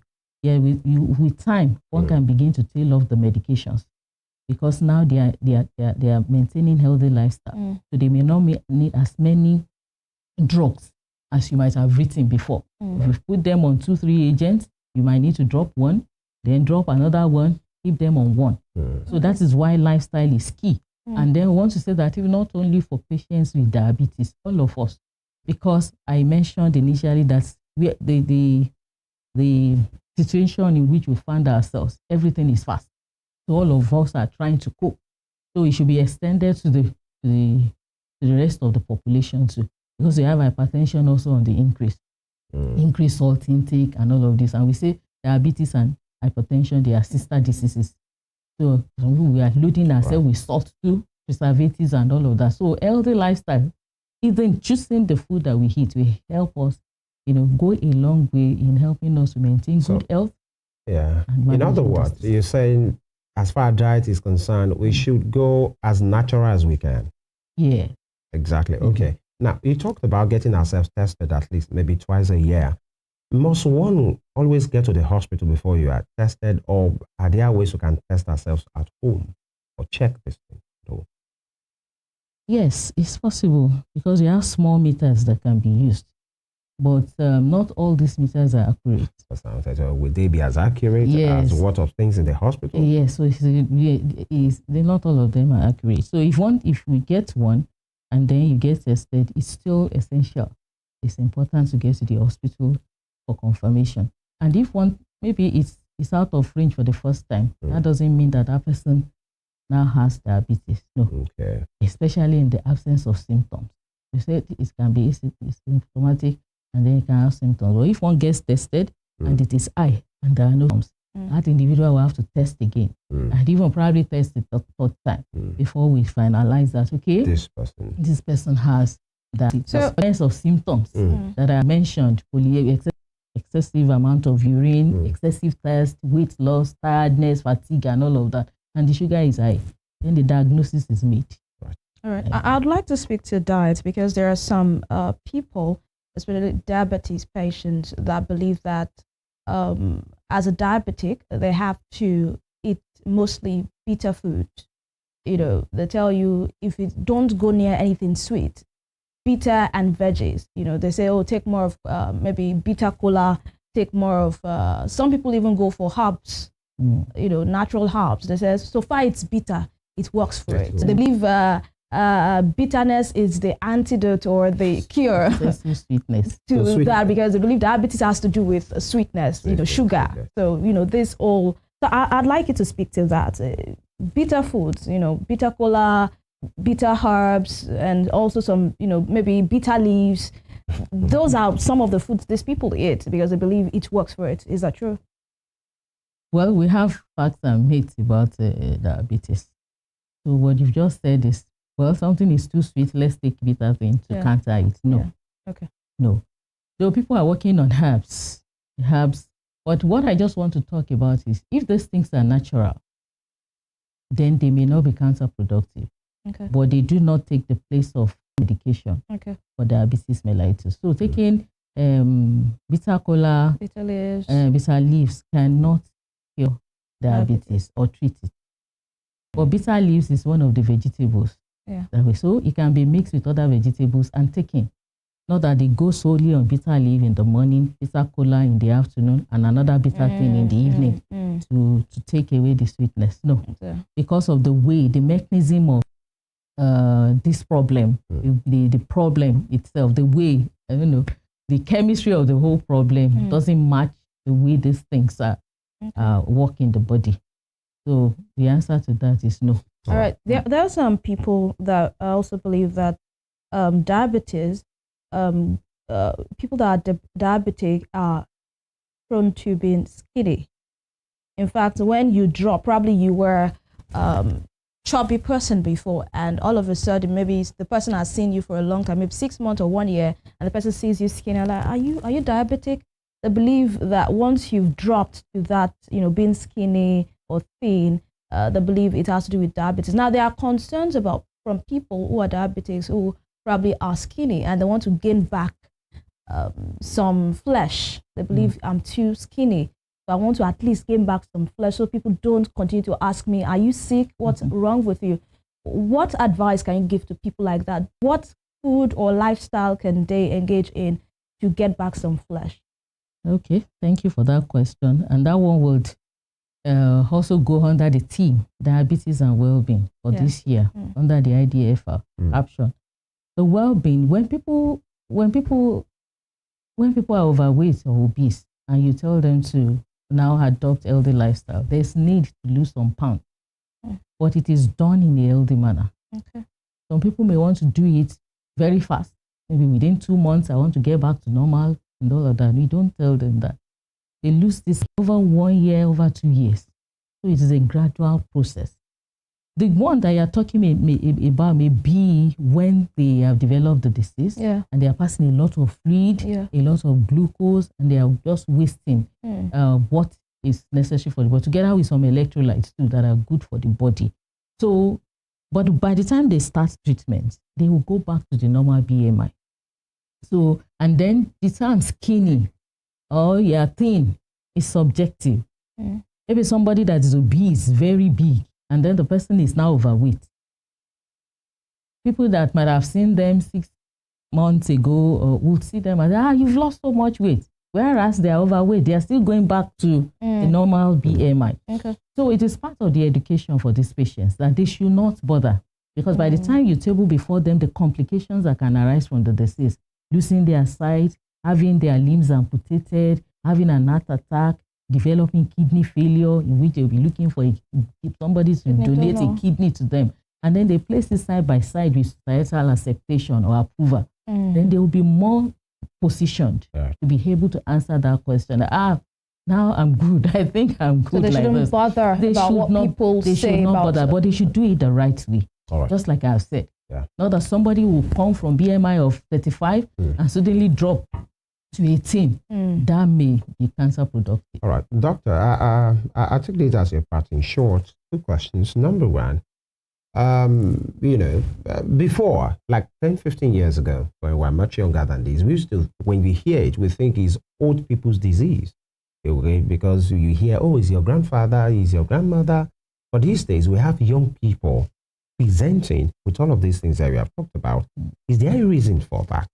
That's number one. And number two, we won't talk about information, we won't talk about education without talking about hope on this program. For those that have these things, it has been confirmed, and they are listening to you this morning, and many of them, because I was going through a particular piece, and it says people living with diabetes have experienced anxiety, depression, and another mental condition because of the diabetes. What message of hope will you be telling those that have it and they are feeling somehow they don't want to come to hospital? 2 questions in one.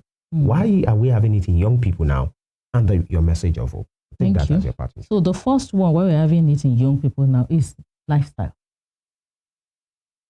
It's lifestyle. It's a lifestyle. It is Western lifestyle that we are adopting. Less of exercise than eating of fast food. So people are becoming bigger than their weight, obese. Does drinking, smoking have anything to do with it?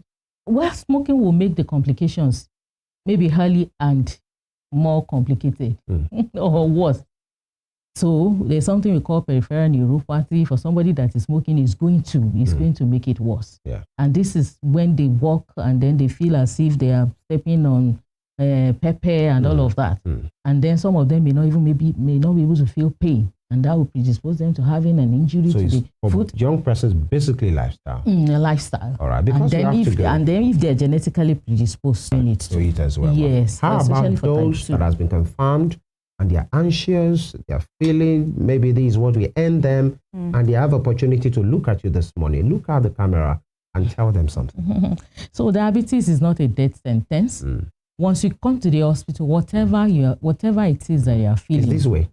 whether you're anxious, whether you are depressed, whichever thing you are experiencing, try to tell your doctor.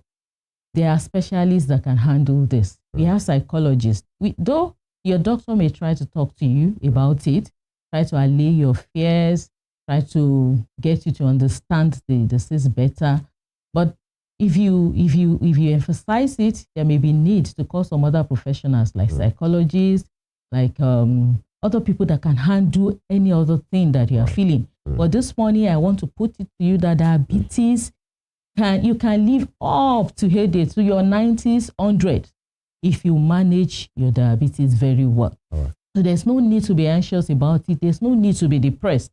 Just express it when you come for clinic assessment that I'm feeling depressed. Though as doctors, we should be able to also listen for the unsaid words and to be able to be sensitive to the feeling. But maybe due to pressure of work and all of that, we miss it out. You can voice it that I'm not feeling happy. At times, from the patient's disposition, the way they are seated or the way they are looking at you, you know that this individual is depressed. But there are agents to take care of this. We have, just like I said, we start from exercise, lifestyle, diet, before medications. The drugs are very costly now, and we are shouting, even advocating that taxes should be reduced. If it can even be completely removed from anti-diabetic agents, because they buy strips to check the glucose, they buy machine, they buy a lot of things. So it's very, very expensive to manage. But if you come for regular checkups and then you are keeping records of what you are doing, and then together with lifestyle, those ones are cheaper to do, the exercise and the food. And so the medications may not be that many. So I want to tell you, there's nothing to be anxious about. There's nothing to be depressed about. We have what we call the Diabetes Association of Nigeria, which is a support group that one can belong to, in which you see people of going through the same circumstances and situation that you have, and you can rub minds with them. All right. Would like to thank you, especially Dr. Adebimpe Yusuf. Dr. Yusuf is a consultant endocrinologist with the University of Osun Teaching Hospital. Thank you so much for your time this morning, for educating us and giving us the information we need about diabetes. And thank you for the job that you're doing too. Thank you very much. All right, that's the show this morning, people. Thank you for being a part of our world today and for this week. We appreciate you greatly. You can watch a recap of the show on our YouTube channel at Western Spring TV. Connect with us on our Facebook, Instagram, and X at Western Spring Television. My name is Evelyn Ohiola. Stay tuned for Spring Trends coming right after this broadcast. All right, as they say, I said it earlier, and I'll round off with it as well. No matter your achievement, no matter your vision and your goal, please take care of yourself. You know why? Health is wealth. Femi Ojo is my name, and at this juncture, we sign off for this week. God willing, we return on Monday for another fresh edition of this program. God bless Nigeria. Bye.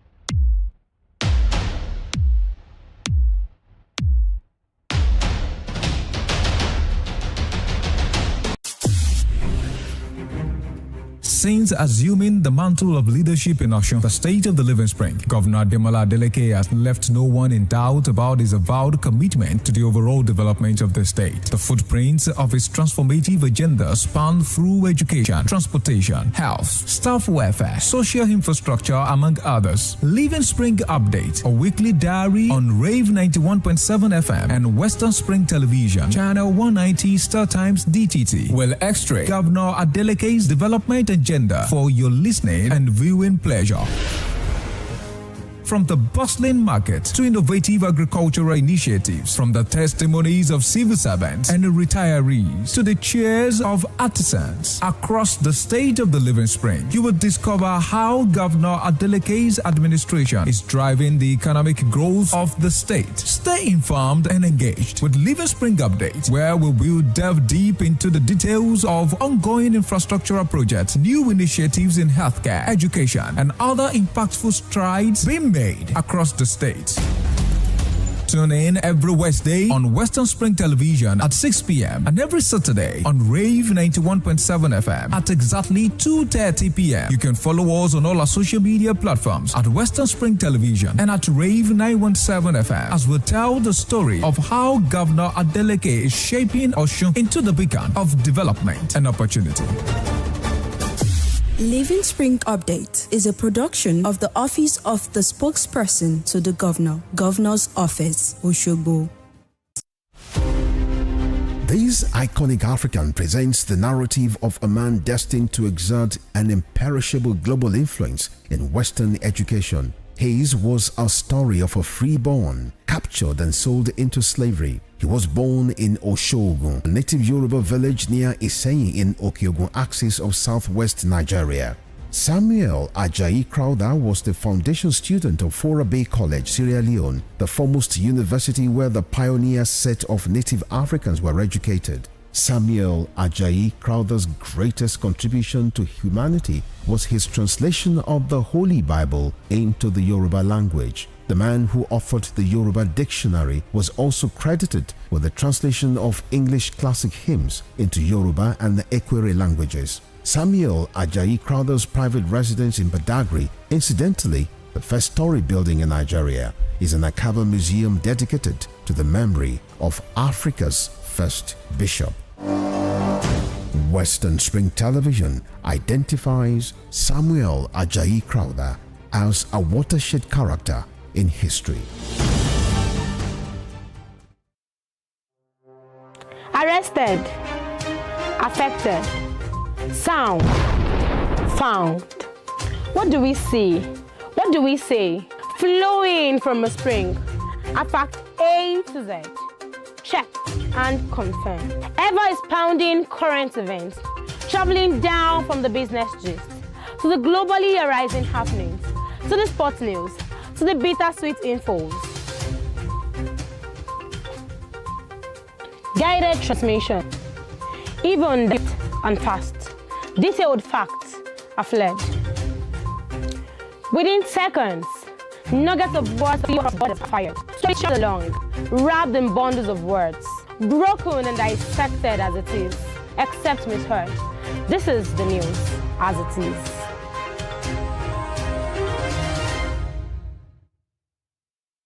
Nigeria is blessed with iconic wildlife. Elephants, gorillas, pangolins, so much more. But these beautiful animals are threatened by illegal logging and poaching.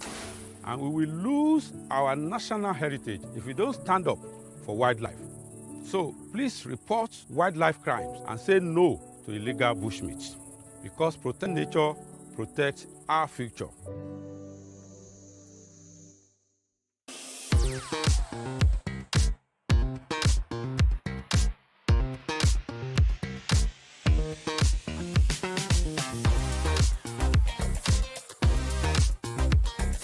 Turn it up! It's the Wild Wild West, and Western Spring Television is pulling out all the stops to make sure that you don't miss out on every of the fun and happenings around you. Yup, we've got you covered because your girls got all the juiciest tidbits and entertainment news from around the world.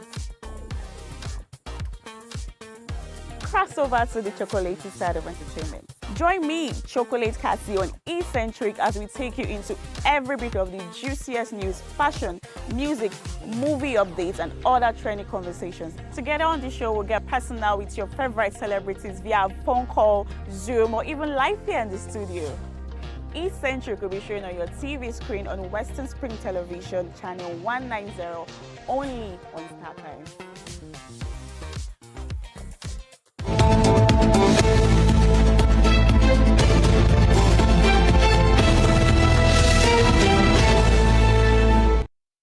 TGIF, thank God it's Friday. We are super delighted from here because it is the last working day of the week for us, on this particular show, because we might have other, assignments to do at the weekend. But on Morning Spring and also Spring Trends, this is the last working day for us. Welcome on board and thank you for joining us right here on Spring Trends. What we do here is to speak to issues trending, most especially on social media. What is trending, who is trending, and why they are trending. We get to take reactions also.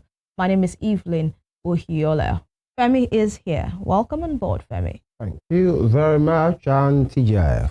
Thank God is Friday. I mean, I wish you guys can see what Femi is wearing under. It's really TGIF.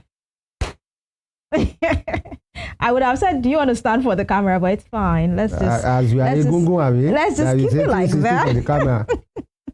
All right, people, let's get to business. The very first story this morning is on the statement or a particular post made by the widow of late Aketi, and that the former governor of Ondo State who died while in office. And, I think Mrs. Betty has been kind of silent for a while now, but recently she has been, speaking to issues and speaking tough. And now she made, a comparison of the U.S.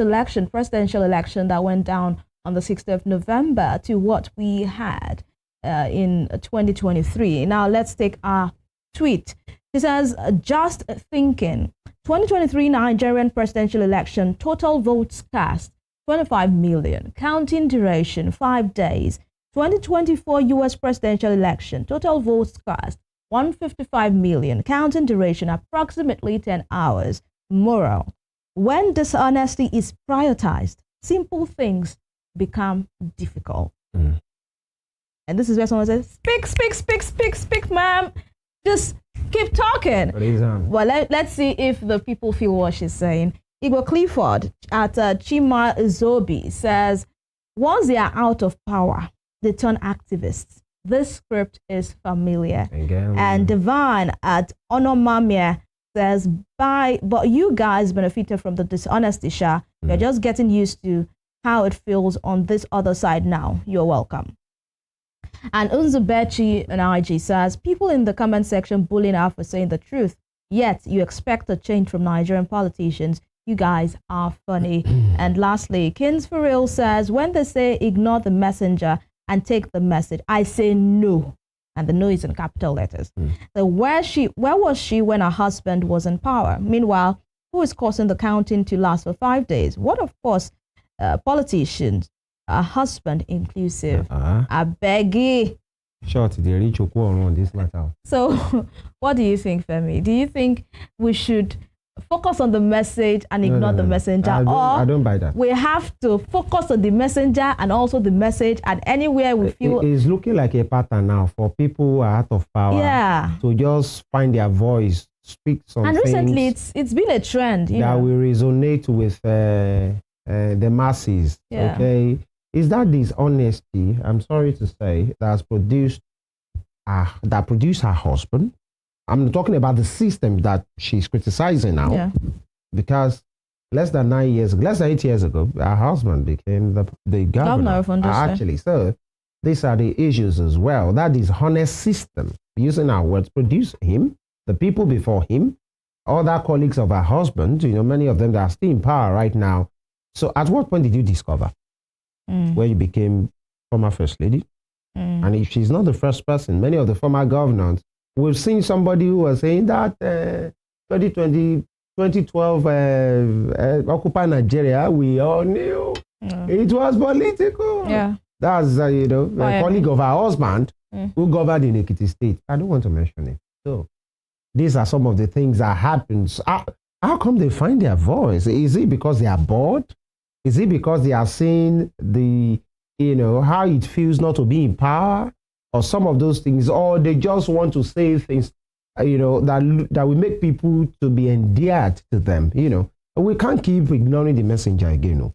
You and your message, you people are the same thing. especially if it's coming from Nigerian politicians or their affiliates, their goons, their relatives, their handlers. These are the issues as well. But then we must state it.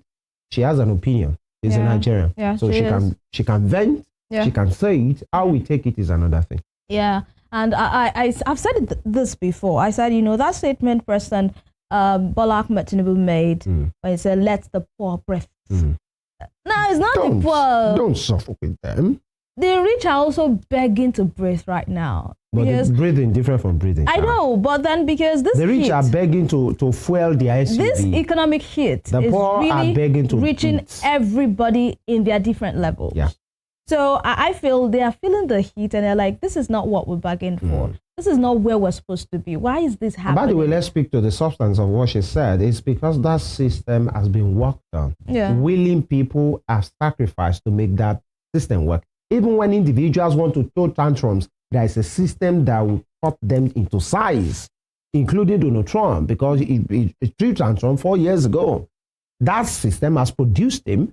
That same courtesy that didn't extend to Joe Biden, the transitional thing that will make an incoming president to rub minds with the outgoing one, he didn't do that for Biden. Biden has done it for him, in which Donald Trump, in a place in his heart, should be humble, that you can lose and still be magnanimous and come back again, just like he has done, and he has won fair and square right now. That is that system, more than 400 years of democracy, but it's of willing people. It's not because that democracy is more than 400 years in the US. People who are willing to make the system work. While she was there are insinuations of the part that she played as a mother general, as a governor de facto. These are allegations. Mother general among I'm the telling you, while she was there, if how many persons think if you don't play to Betty's hands, then you don't have anything to do in those states. The position our son took when their daddy was on the hospital bed, politicians can't just expect us to just forget some of those things. And just you are the good one that is speaking to issues right now is fine, but then she has her opinion. Agree with it or you don't agree with it, Betty is a Nigerian. All right. Madam Betty, rather. Yeah. Mother General among the nations, we salute you. It's Femi. It's not you me. see me sing. Tell you now, hear me sing. Let's move on to the next story this morning. And this one is will be launched with a video where soldiers were garden farmers working on their farm. We'll take that video and come back to take reaction.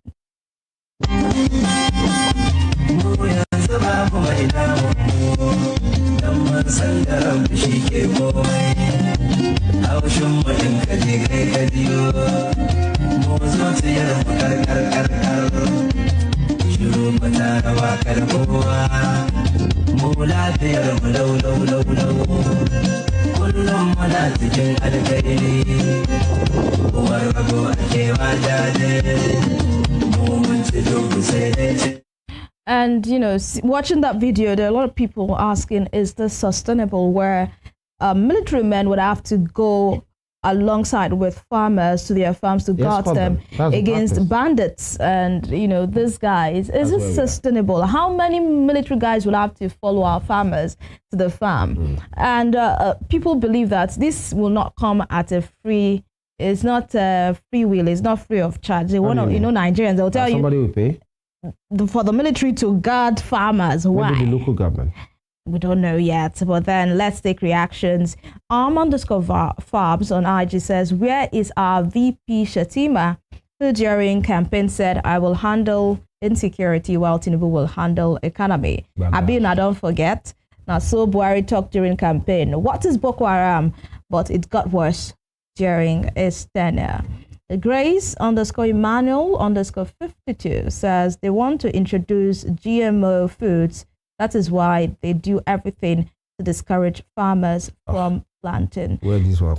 I've actually heard of those GMO seeds and how some guys are really working to, bring it to Africa and all of that. But it's still, allegations and all of that. But a lot of people have been speaking to this GMO food, saying they want to erase the natural seeds that we have, and replace with GMO seeds. Let's take Living Values 101. Is saying this is not sustainable. It is more like trying to use a canoe to cross a sea of sharks.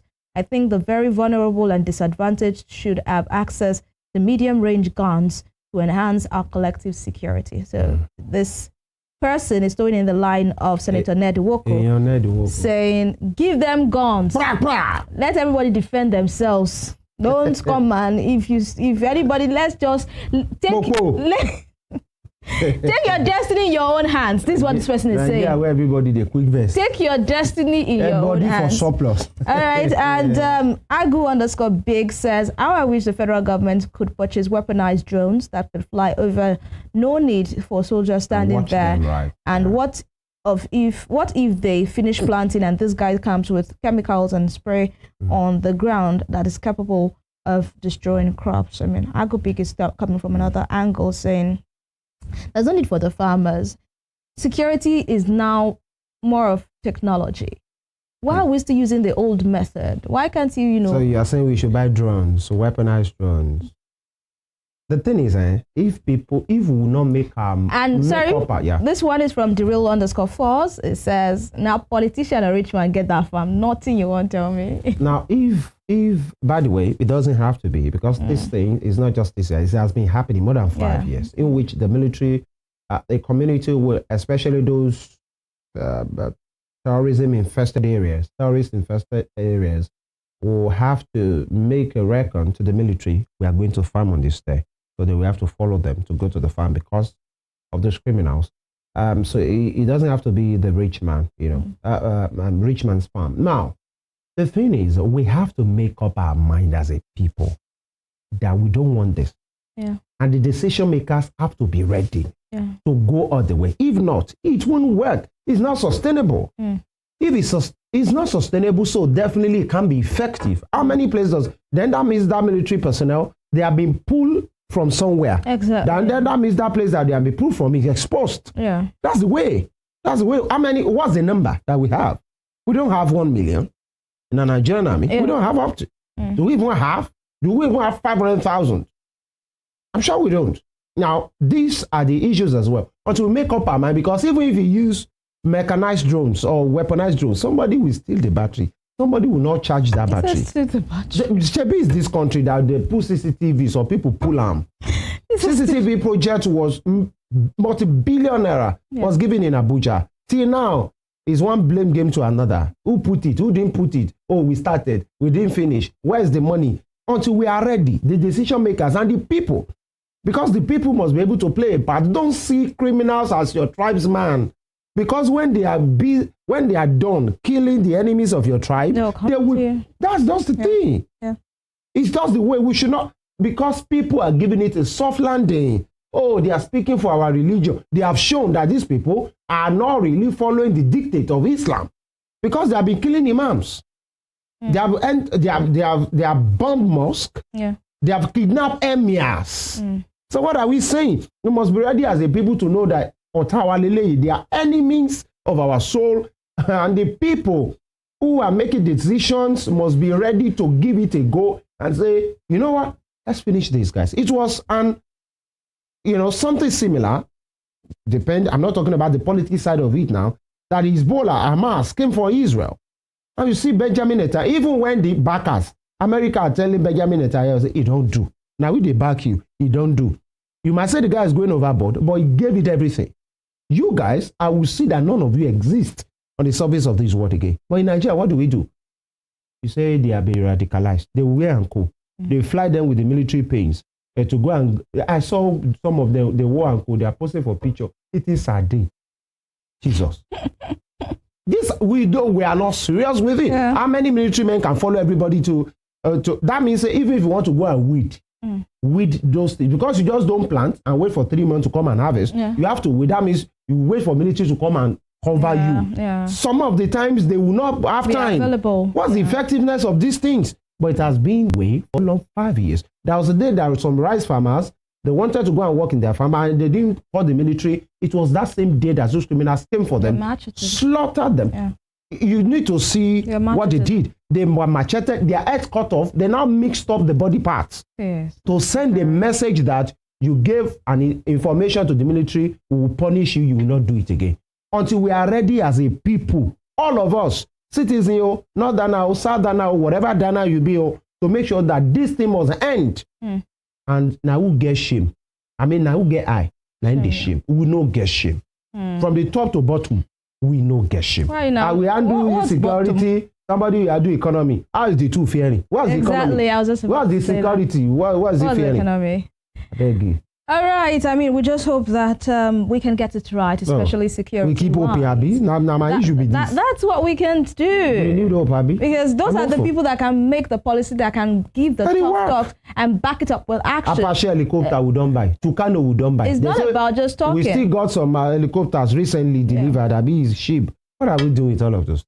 Let's move on to our next story this morning, and it's on to Edo State. Edo State has a new governor, by the way, that has been sworn in, and that's in the person of Monday Okpebolo. And, he made a statement that has got social media agog. A lot of people reacting to that, to that post. Is it about to die? It says, a bat died on my bed day after Edo election, Governor Okpebolo says. And let's see the context. It says, I want to thank God. He actually made the statement during a press concert to celebrate his inauguration as the sixth civilian governor of the state. It says, I want to thank God. In the last election on September 21, 2024 in Edo State, while I was praising God, the enemies of democracy were busy operating from our eyes. Trend users were busy operating from Facebook. They were busy operating from channels. I wonder why he's calling all the... Go ahead, I'm interested. But I took the battle to God because I knew the secret. Few days to the election, they said this guy, Okpebolo, was crazy. We gathered to praise God in this state. They said, what was he doing? They were there at our eyes, but I was listening to the voice of God. I won the battle. After the election, in the morning of Sunday, September 22, 2024, I came into my room. I met a bat on my bed that had died on my bed without me shooting any arrow. God is wonderful. But the Spirit of God was there. The arrow of God settled it. The hand of God delivered me. I am also grateful to the men of God that stood in the gap for me. I am grateful to those that believe that with God all things are possible. I will give you one piece of advice. Trust in God alone, because He will do it for you. Who can battle with the Lord? Who can battle with the Lord? Who can battle with the Lord? Say no. Nobody. He said, I mean, a bat? Who are you? Who are you? I am this, I am this, I am that. Who are you? A bat. Who are you? Very chosen man.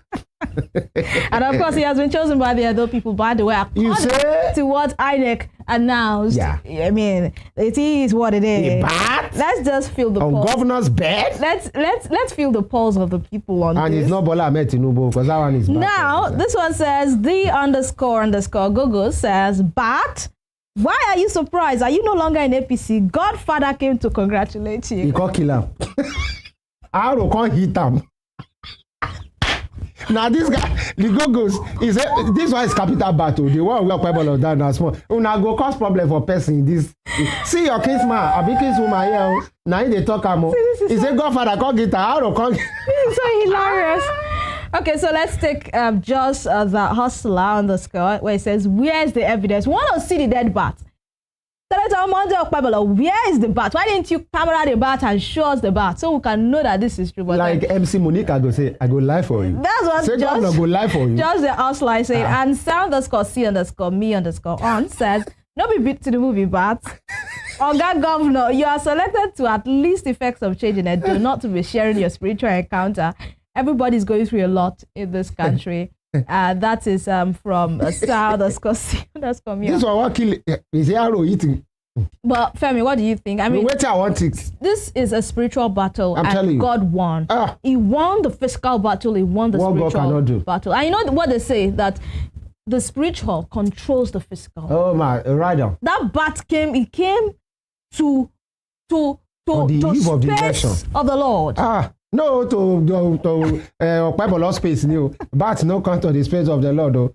I'm telling you. So what do you think? I mean, so it means, these things are spiritual. Listen, they send arrows to each other, send bats. Should I go deeper? I just hope in those states, when the governor gets elected, you will not see dead lion. Look at me very well. Do I know you before? Do you know me? Have I seen you before? No, you have not. Should I prophesy? Please, you're cracking me up. As many evil bats on anybody's bed. Holy Ghost, arrow, hit you. Let's move. Shebi don't win now. Yeah, he is one. Let him deliver. But like I said earlier, I hope the winner of the Ondo State election coming up tomorrow will not come and say he met a dead lion on his bed on the eve of the election or a day after election. Wait. Whatever anybody is throwing at themselves. But that doesn't mean they are not spiritual battles. You don't have to be a governor if actually you believe in the spiritual realm.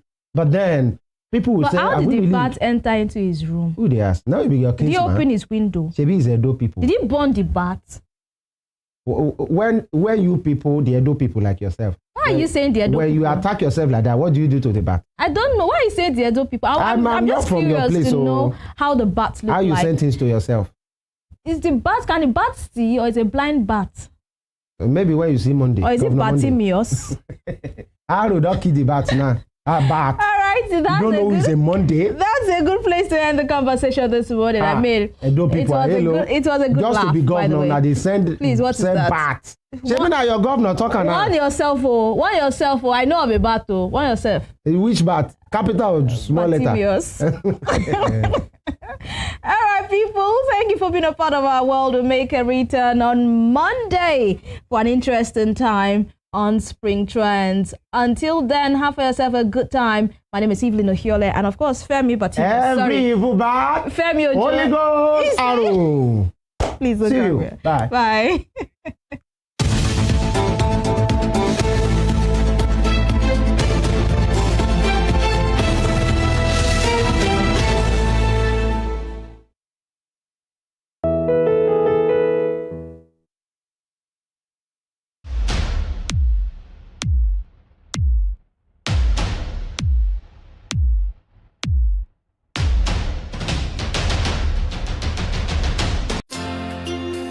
Imagine a school where learning is fun and every child is empowered to succeed. Welcome to Bishop Felix Owolabi International Academy, where young minds are nurtured to become leaders of tomorrow. Our passionate teachers and state-of-the-art facilities make learning an adventure. From academics to sports and from sciences to arts, we offer a well-rounded education that fosters creativity, critical thinking, and character development. With an average class size of 24 pupils and teacher-student ratio of 1 to 10, we pay attention to each child. You can take advantage of our home away from home boarding house, in-house school clinic with qualified personnel, ICT unit with internet connectivity, among others.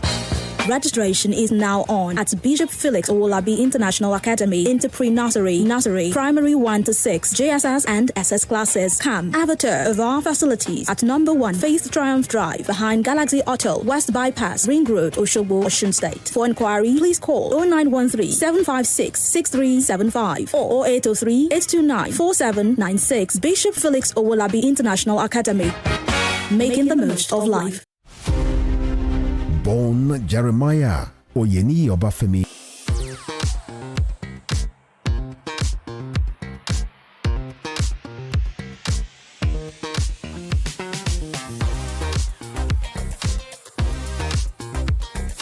Turn it up! It's the Wild Wild West.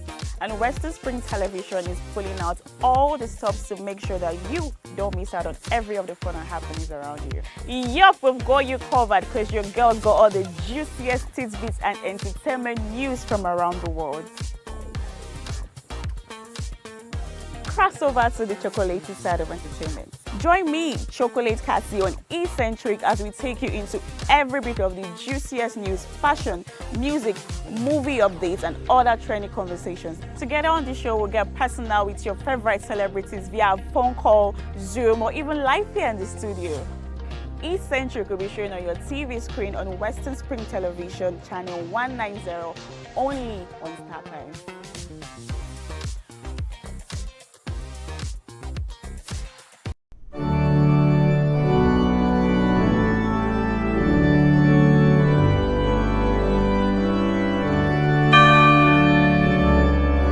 Here are 5 Amazing fun facts I bet you never knew about Christianity. Number 1, there are over 2.4 billion Christians worldwide.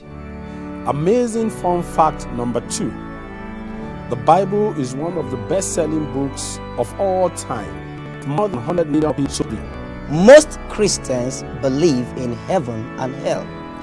The Bible is the most translated book in the world, with more than 3,000 languages. Amazing fun fact number 5. Most Christians throw science out of the window without realizing that most scientists are Christians.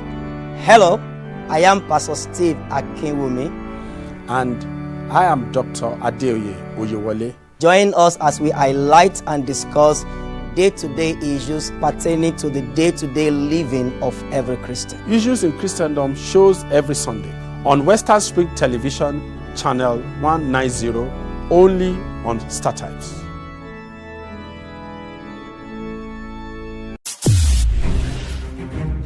Since assuming the mantle of leadership in Osun, the state of the Living Spring, Governor Demola Adeleke has left no one in doubt about his avowed commitment to the overall development of the state. The footprints of his transformative agenda span through education, transportation, health, staff welfare, social infrastructure, among others. Living Spring Update, a weekly diary on Rave 91.7 FM and Western Spring Television, channel 190 StarTimes DTT, will extract Governor Adeleke's development agenda for your listening and viewing pleasure. From the bustling market to innovative agricultural initiatives, from the testimonies of civil servants and retirees to the cheers of artisans across the state of the Living Spring, you will discover how Governor Adeleke's administration is driving the economic growth of the state. Stay informed and engaged with Living Spring Update, where we will delve deep into the details of ongoing infrastructural projects, new initiatives in healthcare, education, and other impactful strides being made across the state. Tune in every Wednesday on Western Spring Television at 6 p.m. and every Saturday on Rave 91.7 FM at exactly 2:30 p.m. You can follow us on all our social media platforms at Western Spring Television and at Rave 917 FM as we tell the story of how Governor Adeleke is shaping Osun into the beacon of development and opportunity. Living Spring Update is a production of the Office of the Spokesperson to the Governor, Governor's Office, Osogbo. Here in South Africa, there is still a healthy population of lambs contributing to tourism and creating thousands of jobs. Sadly, in Nigeria, we have less than 50 lions left in the wild. Imagine if we could help their numbers recover and we become a wildlife tourist destination. So let's protect our lands because poaching steals from us all.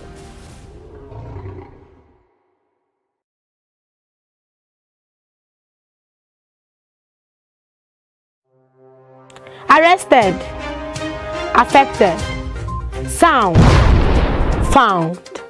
What do we see? What do we say? Flowing from a spring. A fact A to Z. Check and confirm. Ever expounding current events. Traveling down from the business gist to the globally arising happenings, to the sports news, to the bittersweet infos. Guided transmission. Even diffusion.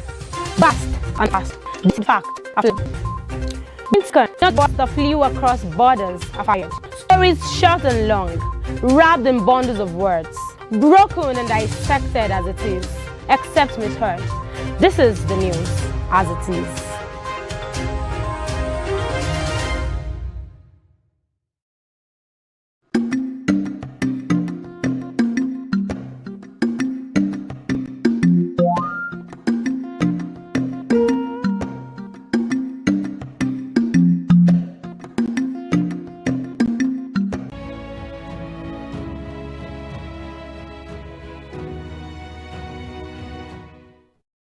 Hello.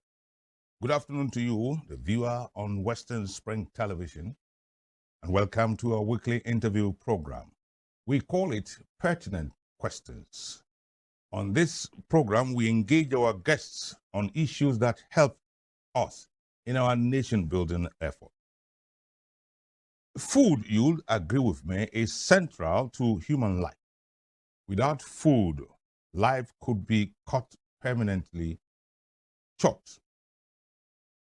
You meet a man who has not eaten for 5 days, and you would see a skeleton almost.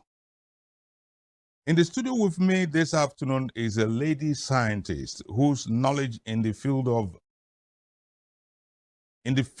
of food science is very high and very deep.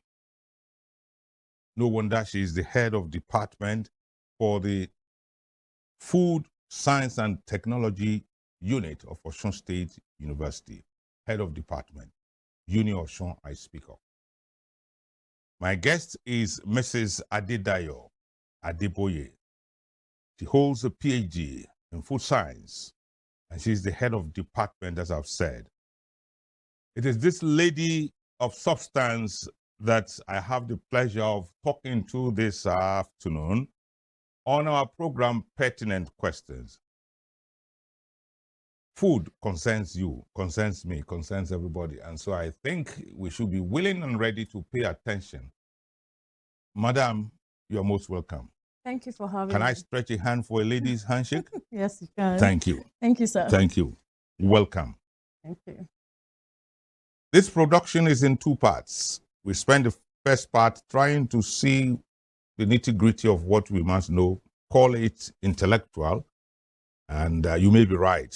You try to know what is this, what is that, what is this, and what is there.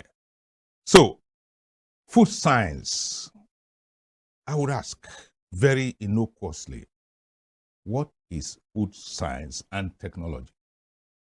All right, thank you very much for having me. I count it a great privilege to be here this afternoon.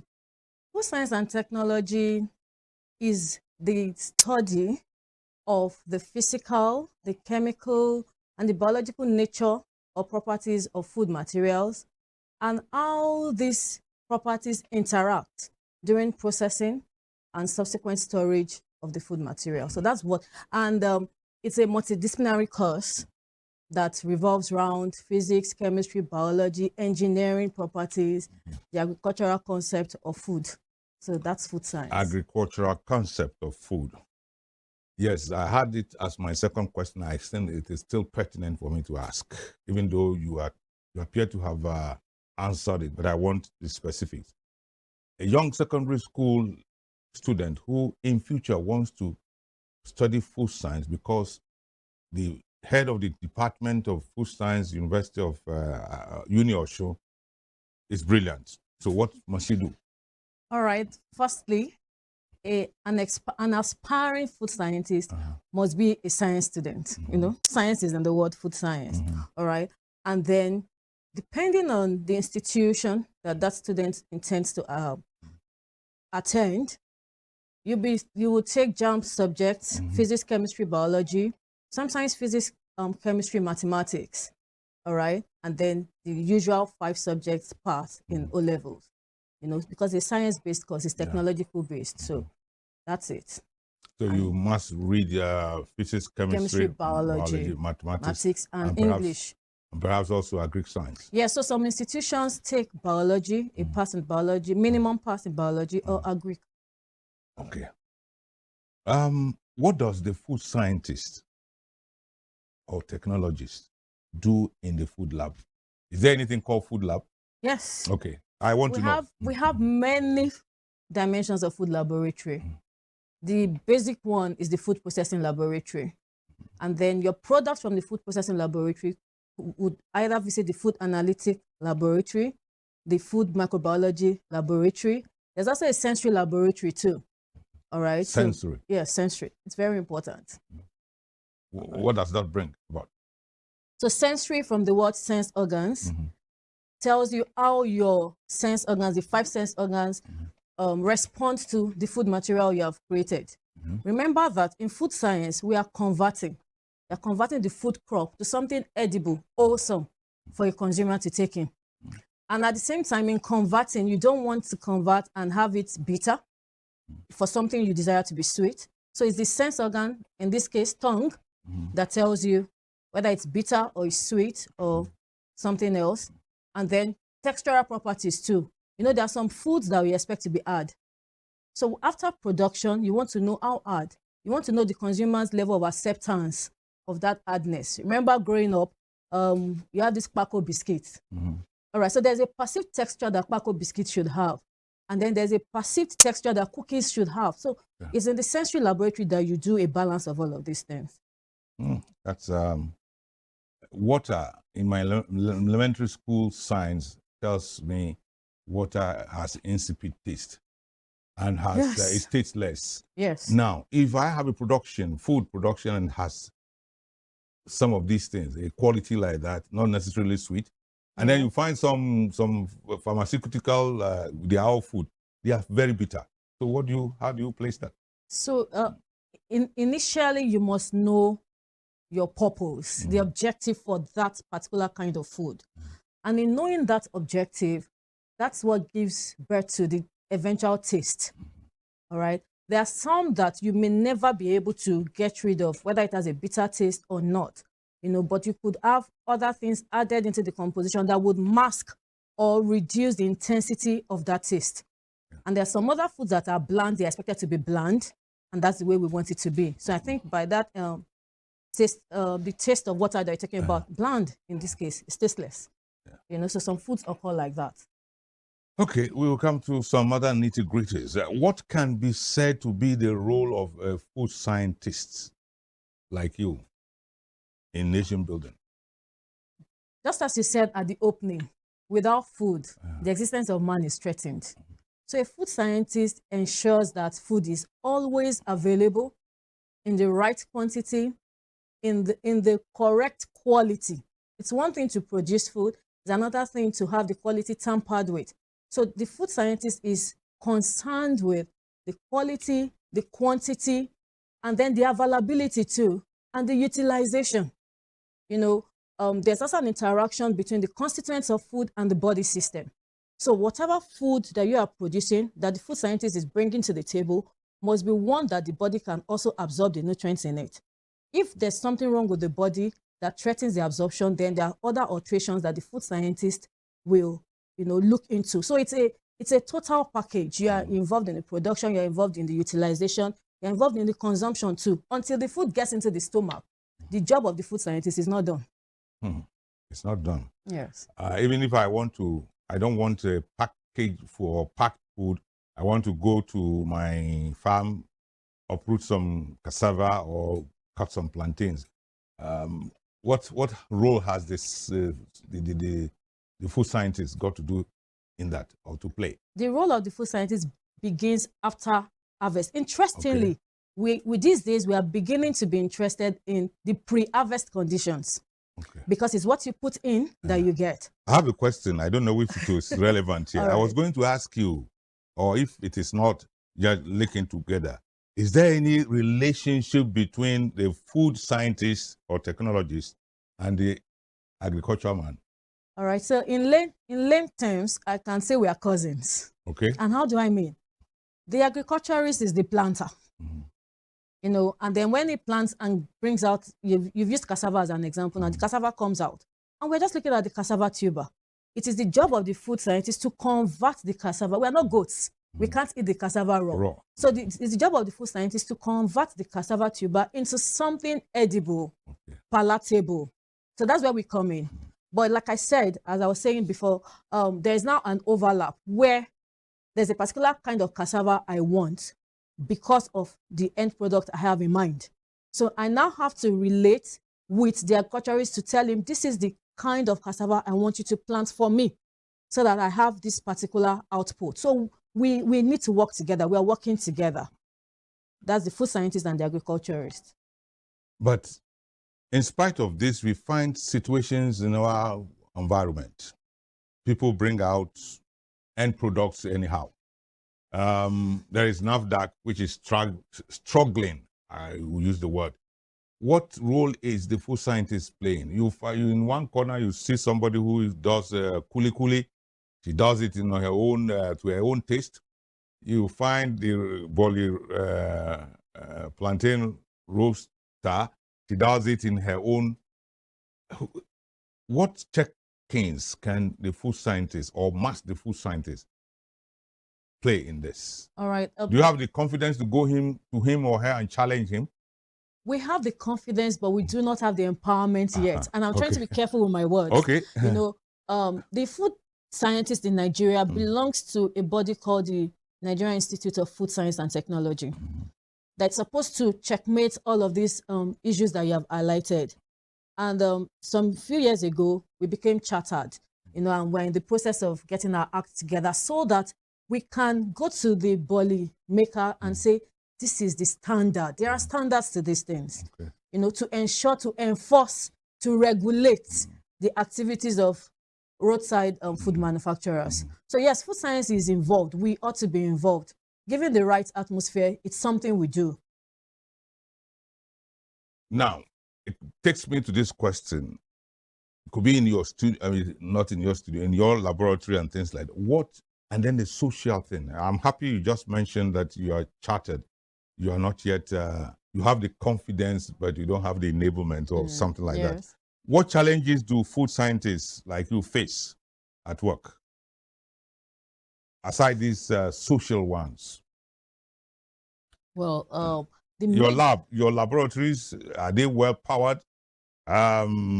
Bacterial infection and things like that in our homes. All right. Okay, so let's take it from my laboratory.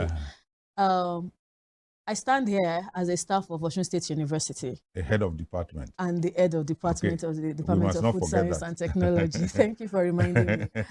Interestingly, that department is just about 5 years old in the university. And in that 5 years, the university has done a lot, you know, to ensure that we are up to date, we are at par with standard practice. So we are, yes, we are not there yet. There is no perfect system. But the university is empowering us, giving us the right tools to come up with scientific findings that will either validate or invalidate practices outside there.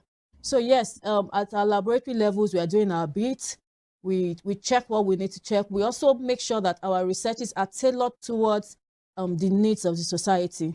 You know, trying to answer questions, maybe about poisonous substance, toxic substances in food, the use of toxic ingredients. So we do that, you know, and our research outputs are available, you know, for people that need it. You are head of department. That's an institution. Yes. You are not just an ordinary food scientist in one corner. Okay. That may not have, may have the confidence, to borrow your words again, doesn't have the enablement. Is there any known relationship between institutions like yours and NAFDAC, the overall body that... Yes, and I think the most recent relationship we'll have is the fact that the department runs the bakery of the institution. And we don't say because we are food scientists and we have that confidence, we also respect regulation. So NAFDAC had to come visit us to ensure that we are following standards, and then they gave us NAFDAC number. So that's one basic relationship that we have. And we also have a working relationship where we could invite them to give talks and things like that. So you are in your laboratory and then bam, electricity goes. That's Nigeria now. That's Nigeria factor. Yeah. So what challenge? And then what challenge? Yes. Do situations like that? Definitely, it halts whatever process you have at hand. But within work hours, the institution gives us alternative power supply. So the generator comes on within a very short time. You know, despite the increase in fuel, electricity itself, the university still finds a way to manage all of this. So we have power running. You gave me a caveat. You said when you are in office, that's daytime. When you have closed and gone home, your laboratory is supposed to be functional. Can it be certain incubations? I don't know. I'm just using words. I'm a layman. Certain incubations you have done. Yes. The university, I'm aware, has a molecular laboratory that has inverter-powered system. So if you have sensitive things you are working with, you have access to these laboratories to keep, you know, so that the Nigeria factor doesn't come up, you know. But more often than not, the power grids we're enjoying at the university too, I think the band A thing, there's usually more or less regular electricity, even when we are not at work. Okay, let me ask this question. I don't know, you're a professional in that realm. Is there any relationship? You are not a dietitian, are you? Not exactly. Is there any relationship between the food scientist and the dietitian? Yes. Can you explain that to us? All right, just like I told you, we are involved, the food scientist is involved in converting the crop into something edible. Now, a dietitian is interested in what nutrients that particular food can offer to meet specific needs, either age-based needs, or health-based needs. So there's a synergy between the food scientist and the nutritionist. Okay. You know, to ensure that the food we are delivering performs the function they want it to perform. And as food scientists too, it's also a part, an aspect of food science, nutrition, where we make sure that, for instance, let me give a very good example now. If we're manufacturing weaning foods for babies, we always try to make sure that the weaning foods are almost in close resemblance with the milk, with the mother's milk. What is weaning food? Sorry. So weaning foods are foods that babies take after the mandatory exclusive breastfeeding period. Okay. And you know, they're supposed to have certain nutritional Preparing components. them for the mother to wean them. Yes, to take them off the breast milk. Okay. All right. And so the nutritional composition for that weaning food is different from the nutritional requirements for a 5-year-old. Okay. So that is where the food scientist comes in. There must be a particular level of carbohydrate. There must be a particular level of protein. These are food nutrients. And so the nutritionist tells us, this food, I want it for a 1-month-old baby. I want it for a 10-year-old. I want it for an aged. So we make our productions tailored towards that end use. Okay. So that's the relationship between the food scientist and the nutritionist. Is there any point in time where friction comes in? No, everybody, your work is clearly defined and you stay within that defined space. Anyway, I was going to bring this question up in the second part of our presentation, but since you have already opened the lid, let me bring it in.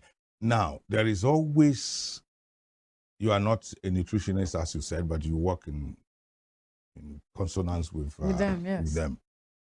The little boy you have spoken about, the little child, the middle boy or girl, 20, youth, and then the aged.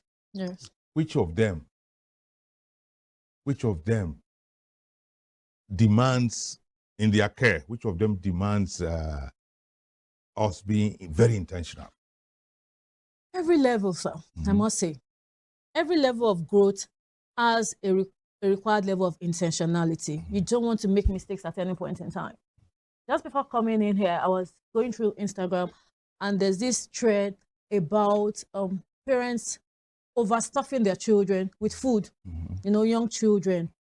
They are leading them to obesity. So that's why I said we have to be intentional at every stage. The energy requirements for children are age-specific. They are activity-specific.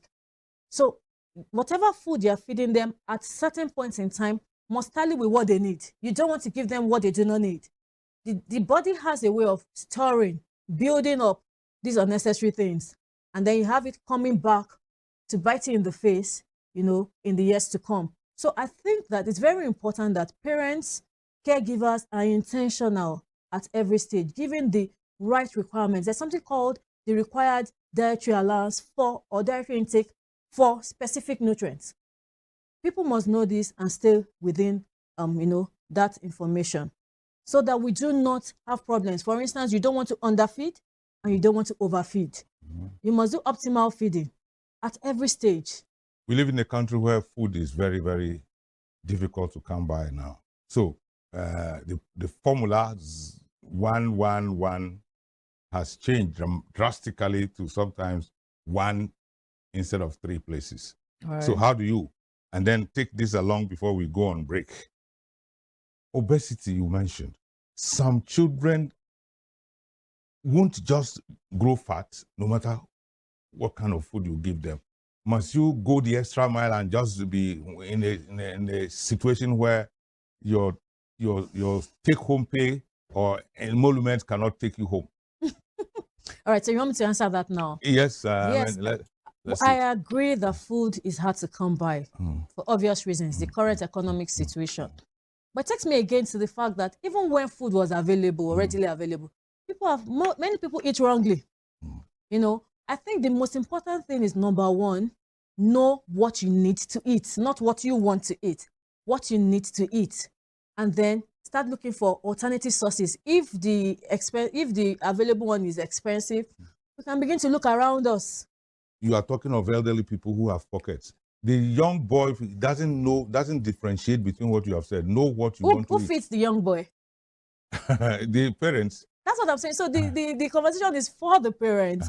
For instance, fish is expensive, but we have other sources of proteins that are not as expensive as fish. You know, we have nuts that we can eat. So it's not when you see a big chunk of chicken on your food that you're eating protein. No, we need to start reorienting. There's a psychology. Mommy didn't give me. Yeah, so that's what I'm saying. Is that so we need to start taking care of that psychology now, else we'll run into trouble.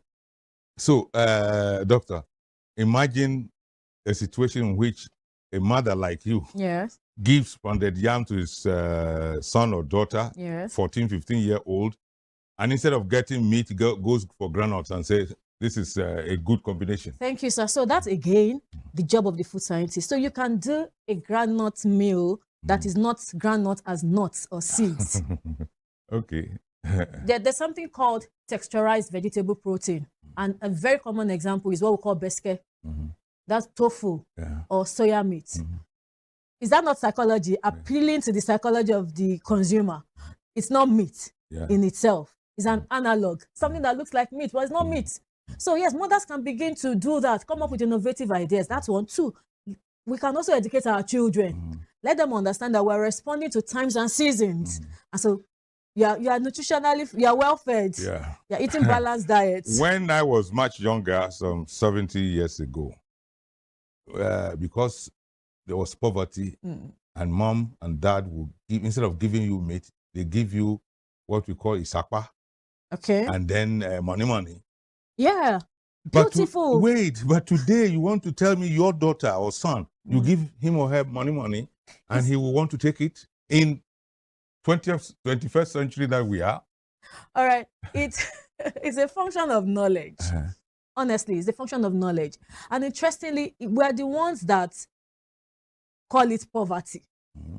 Insect protein is another thing. Yes. In the Western world, it's expensive. But because we're picking it by the roadside, we're not paying for it. You know, because there's no economic value attached to it, we think it's cheap. But it's not cheap. It's rich. These things have as much as 30% protein. That's a lot. When Tai Shola was alive, he did mention one time, and everybody went crazy. I should be going for lizard. If we prove tomorrow, sir, that lizard is safe for consumption, we will go for lizard. Okay. I think we will draw the curtains halfway now. All right. We will punctuate the show and come back later on and look at some other. I want to promise you we'll talk about GMOs, so prepare your mind for that. To the viewer at home, the last 25 minutes have been very wonderful. Food scientists, and as I did mention, food touches everybody. The rich, the poor, the ugly, the beautiful. Everybody must eat. And so you have learned one or two things. If you're a student and you want to become a professor in food science and technology, you know what courses you must read. We will come back. The break is imminent, and we are due for it now.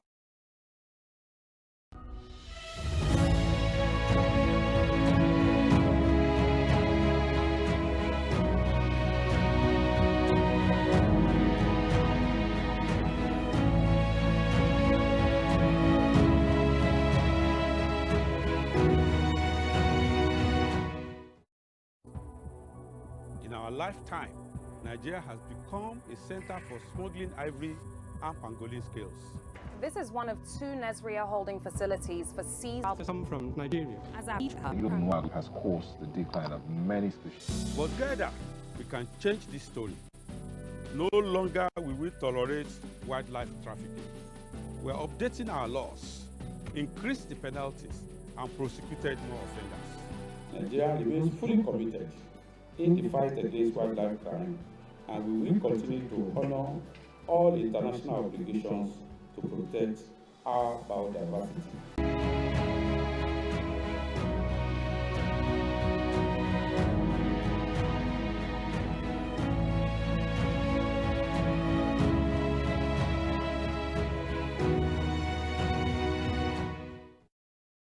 Western Spring Television, Belu, Oshobo, that's where we are.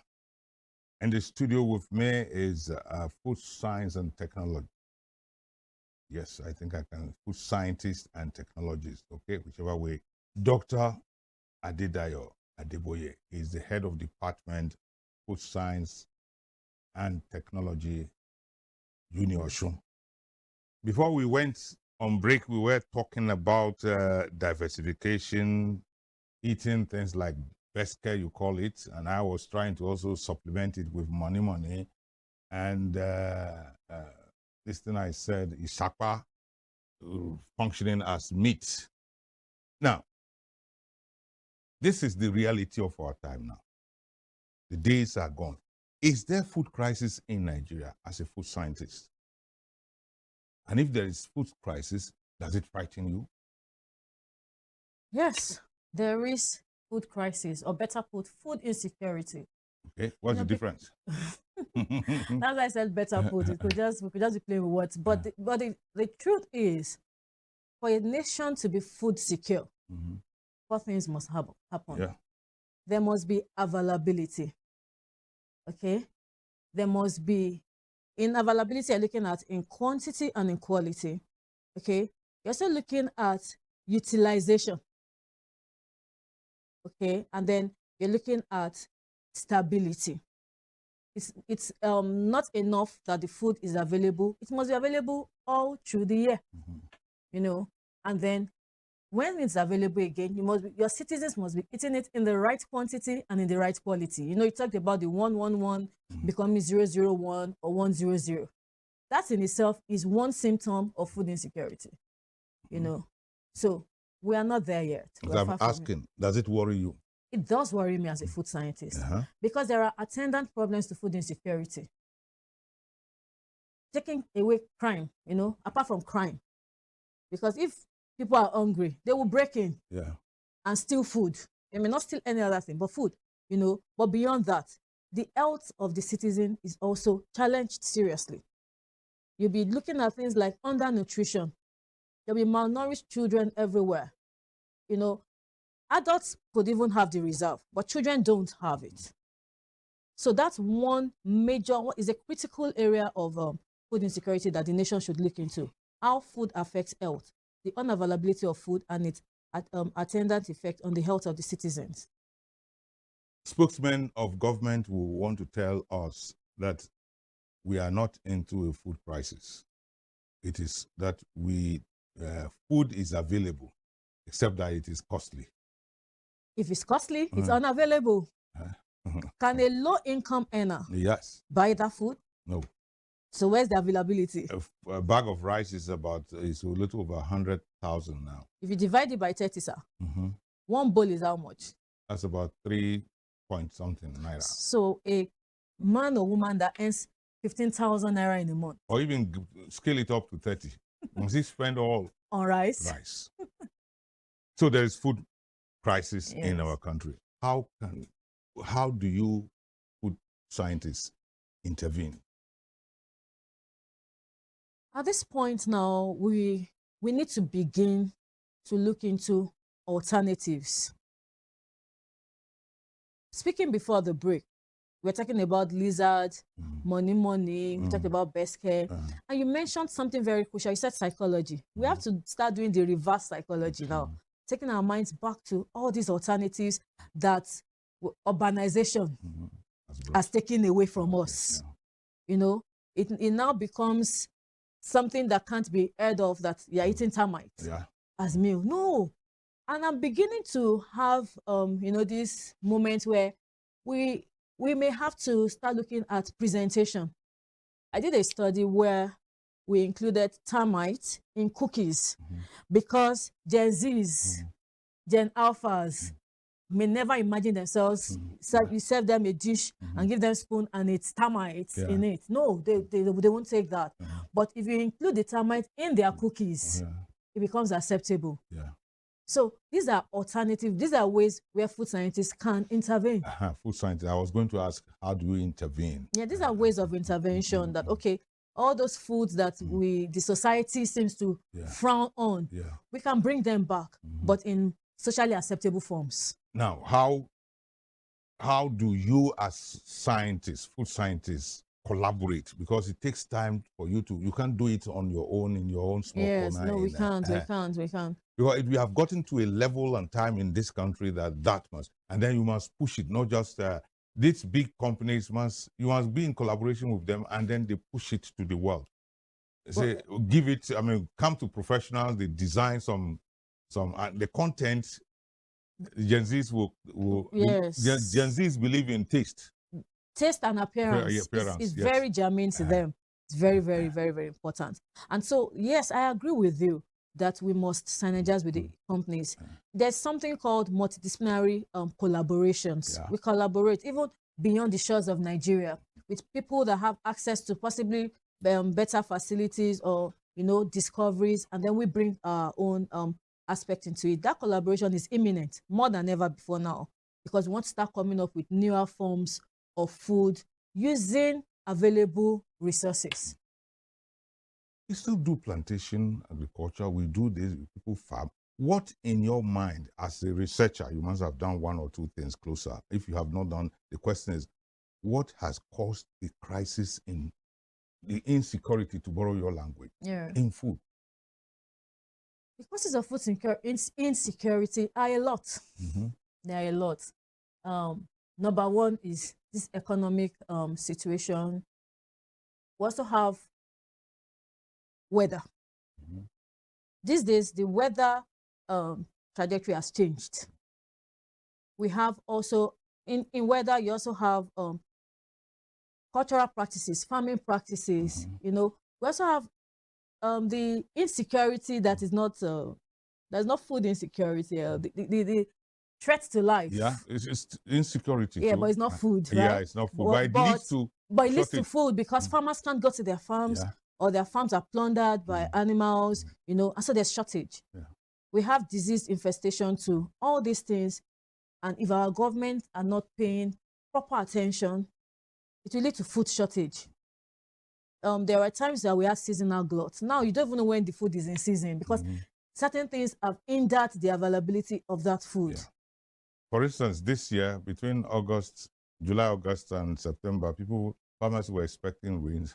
Rains didn't come. So there was no glut of anything, because of the rains, and that's the climatic conditions, or that's the effect of climate change on us too. Okay. So food processing or processed food appears to have taken over all over the world. The white men brought it.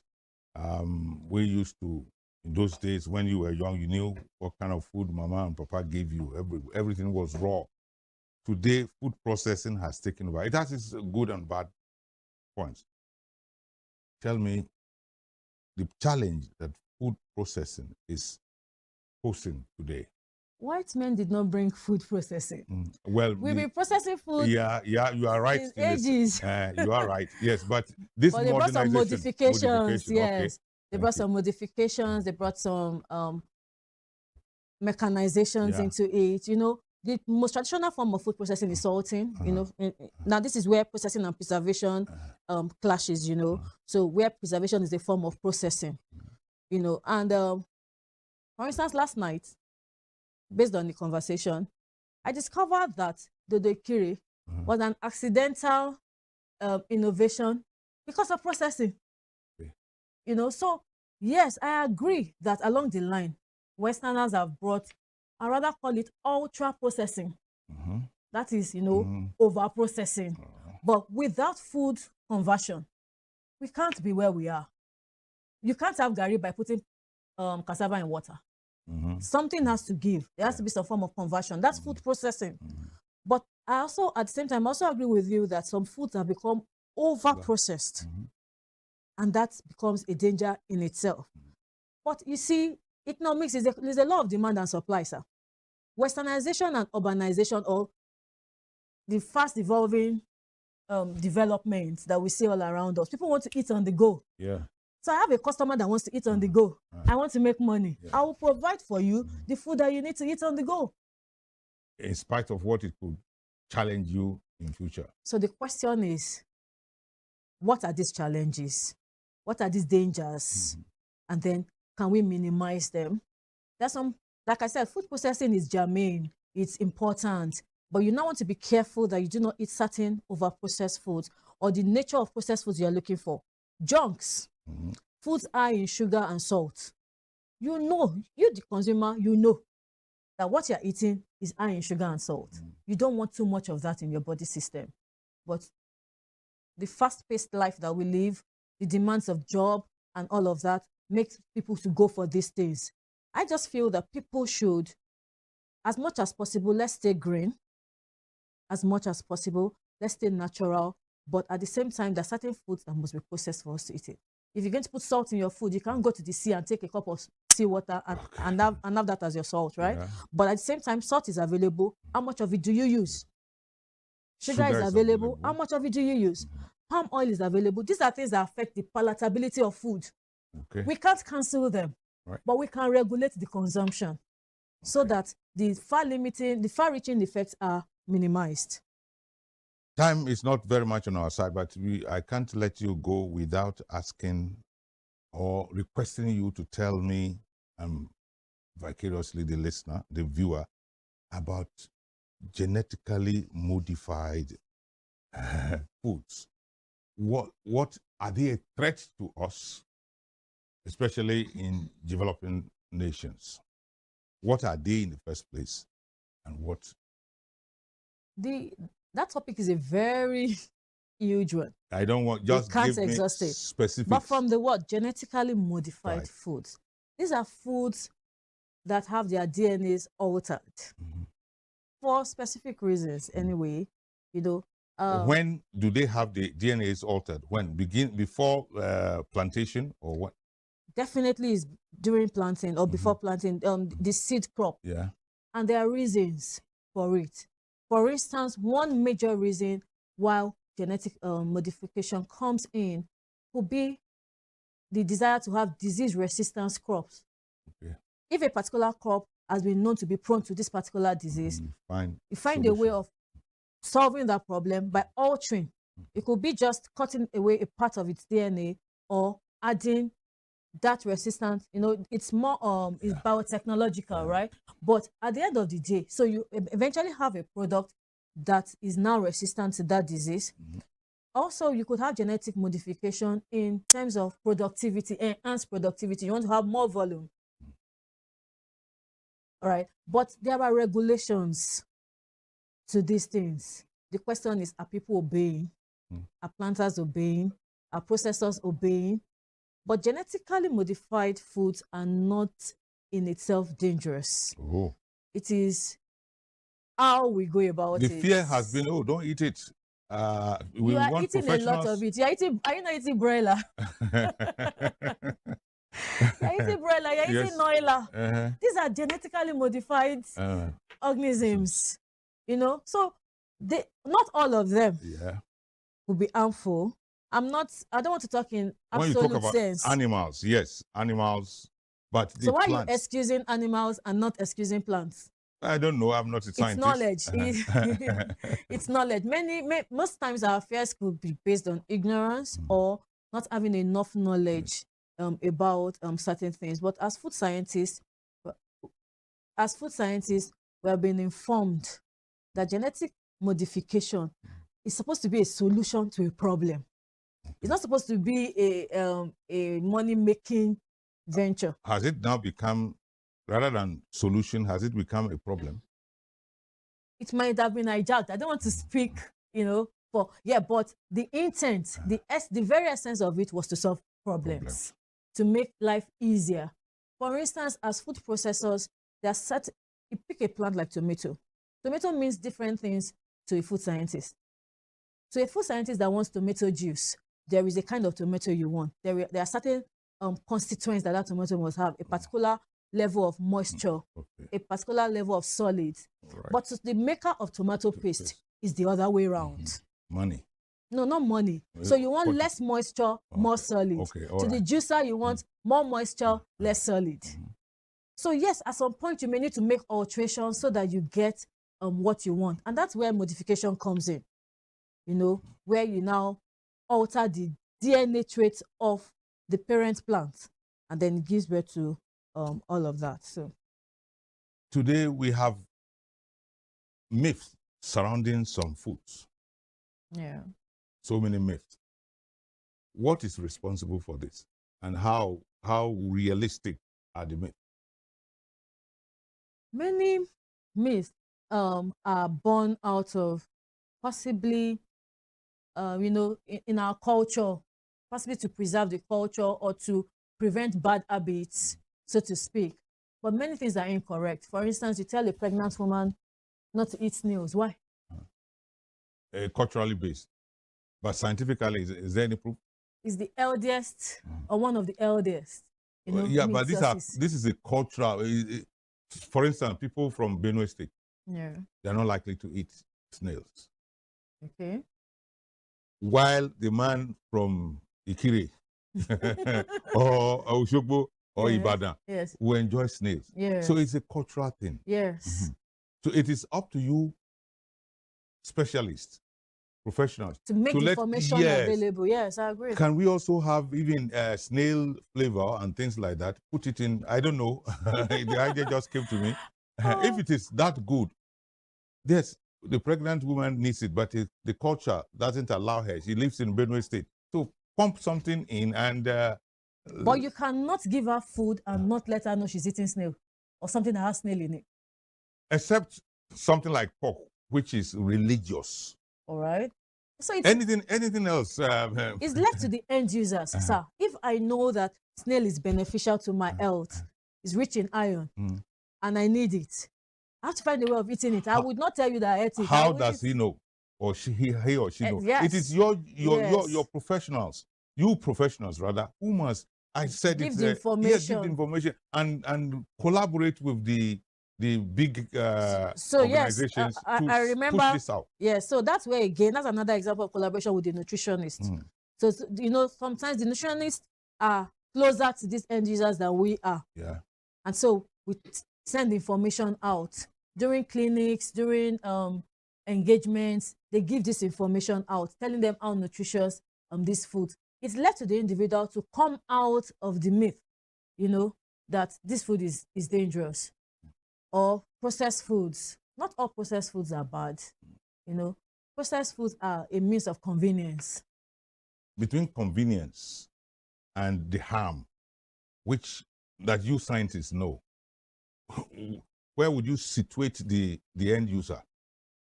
Between convenience and the possible likely harm that it... But what are these possible likely harms? I don't know. You as the a scientist. I feel that some harms may come in when we overdo. When we overdo things, or when we make outrageous demands, or when producers are dishonest. And that's not the fault of the food scientist. I've given you a formula. What you do with the formula as the manufacturer now is yours.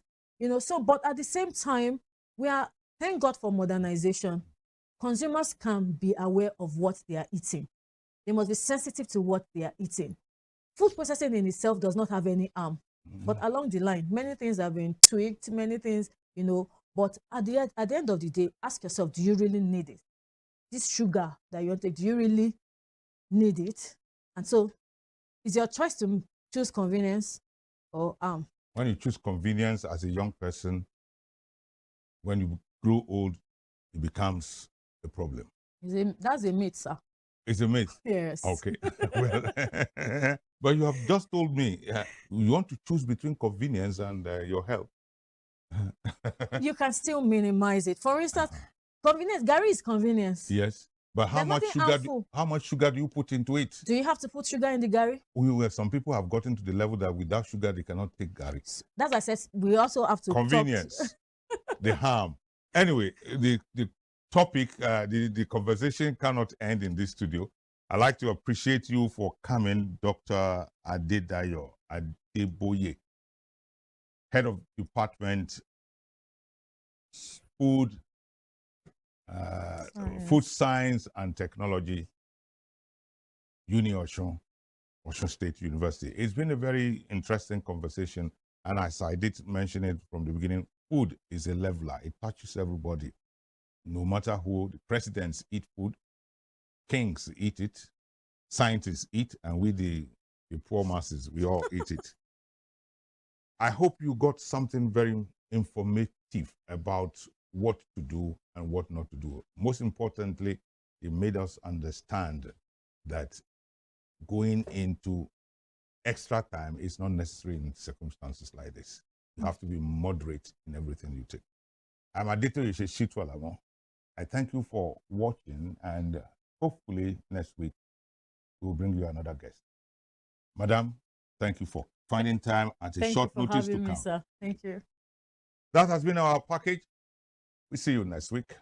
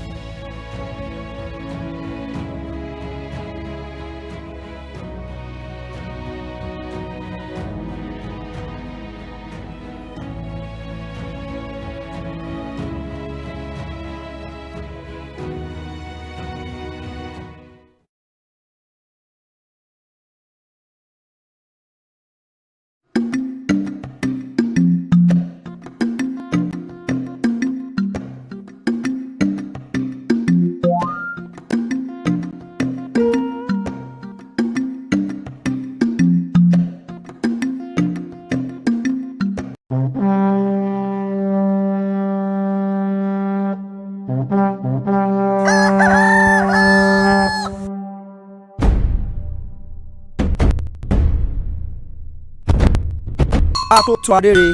Ó ṣe máa ń yẹn.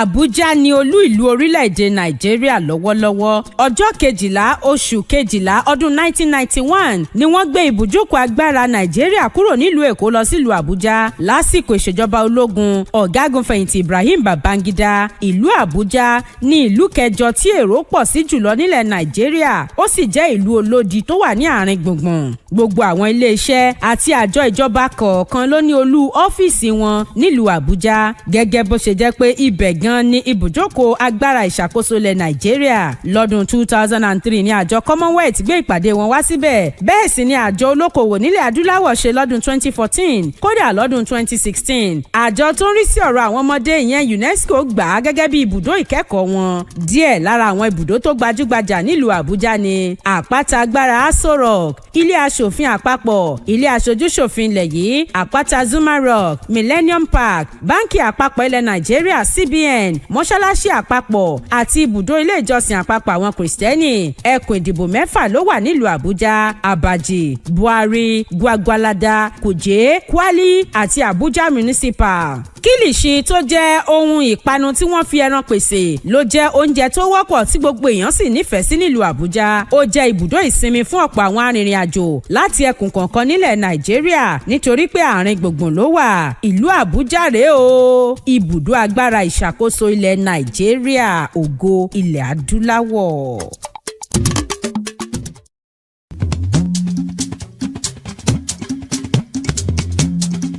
Gbẹ̀bíró kílé mọ́ dahoro kọ́ọ̀dẹ́ má dìbò sí. Láṣìgbé ètò yìí kalẹ̀ láti lè jẹ́ kóníkálukú fi ṣe òdiwọ̀n ìdílé wọn. Òtítọ́ ọbẹ̀ ni pé kò sí ìdílé kan tí ò ní ìpèníjà àti ẹ̀. Ṣùgbọ́n àtẹ́lẹwọ́ ẹni la fi ń tún ẹni ṣe. Àti oníkálukú bá kọ sí ìpèníjà náà ìdílé yóò sọ bí ìdílé yóò ṣe rí. Gbẹ̀bíró ká finúkonú ká fi kùnlùkùn pẹ̀lú àwọn lọ́kọláya lọ́lọ́kan òjọ̀kan lórí ètò. Níbẹ̀ lọ́mọ Afọlábí ó ti mọ tàkò tó béèrè sí wọn láláì fìkan pé méjì lórí ọ̀rọ̀ tó ń dá òwúhọ́wù sílẹ̀ nínú ìdílé. Bẹ́ẹ̀ sì làwọn àlejò náà yóò mọ jẹ́ káwọn àtúgbé gbà sílé wọn ò fi dàrú tí fi ń ń tò gbẹbíró ẹ máa pàdé Múyìwá Afọlábí lórí ètò ọjọ́ àbámẹ́ta láago méjì àtúntò yóò sì tún máa wá ọ̀sẹ̀ ní ìkànnì mọ́wòrán Western Spring Television ìkànnì 150 lórí StarTime. gbẹbíró tọ̀sẹ̀ yìí ó máa yàtọ̀ ní kò ní yàtọ̀ fọ́. ìlú Abẹ́òkúta gẹ́gẹ́ bí orúkọ rẹ̀ ìlú tí a tẹ̀dó sábẹ́ Olúmọ ó jẹ́ ibùgbé àwọn ẹ̀yà Ẹ̀gbá àti Òwu tó jìjàǹgbara lọ́wọ́ Aláàfin Ọ̀yọ́ àtijọ́ láàrin ọdún 1775 sí 1780 ní akọni Lísàbí Àgbòǹgbò Àkàlà léwájú wọn láti dáwọ́ sísan ìṣákọ́lẹ̀ fún Aláàfin dúró. ìdí nìyí tí àwọn ọmọ Abẹ́òkúta ṣe ń pe ara wọn ní ọmọ Ẹ̀gbá mọ Lísàbí Àgbòǹgbò Àkàlà. ìlú Abẹ́òkúta jẹ́ ìlú àwọn ọ̀làjú àti aláfẹ́. ọ̀pọ̀ àwọn òyìnbó aláwọ̀ funfun ló fi bẹ̀ ṣe ìlú pàápàá lásìkò ìjọba amúnisìn. ṣọ́ọ̀ṣì àkọ́kọ́ nílẹ̀ Nàìjíríà ní St. Peters tó wà ní Aké. ilé ìwòsàn àkọ́kọ́ nílẹ̀ Nàìjíríà Sacred Heart Hospital ìlú Abẹ́òkúta ló wà. Aláké lorúkọ oyè ọba ìlú Ẹ̀gbá. bẹ́ẹ̀ sì ni Òkè Olúmọ wà níbùdó tó tẹ́jú láti lè fi rí gbogbo ìlú Abẹ́òkúta ní orí òkè náà. àwọn ọ̀jọ̀gbọ́n àti onímọ̀ púpọ̀ ló jẹ́ ọmọ bíbí ìlú Abẹ́òkúta. àwọn bíi ọ̀jọ̀gbọ́n Wọlé Ṣóyínká, ọ̀jìnmí akọni obìnrin ní Fúnmiláyọ̀ Ransom Kuti àtọ̀pọ̀ àwọn míì. iṣẹ́ àgbẹ̀ àti àdìrẹ níṣẹ́ tó gbayì nílùú Abẹ́òkúta. Ẹ̀gbá mọ Lísàbí.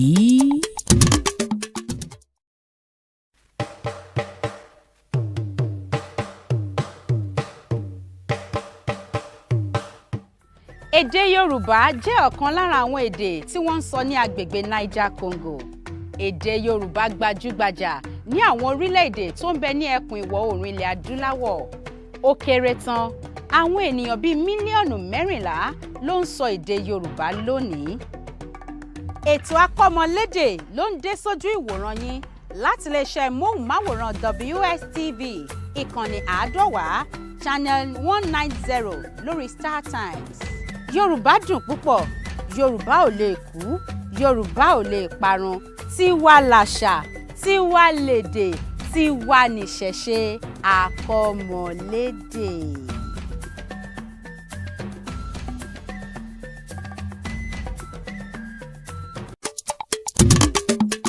Èkó Légọ́ọ̀sì. Èkó akéte ìlú ọgbọ́n, Èkó akéte ìlú ìmọ̀, ọmọ ọlọ́gbọ́n dorí ẹja mú, àwọn òmùgọ̀ àdìímú nírù. ẹni dèkó tí ò gbọ́n ọgbọ́n rẹ̀ dọ̀run alákejì.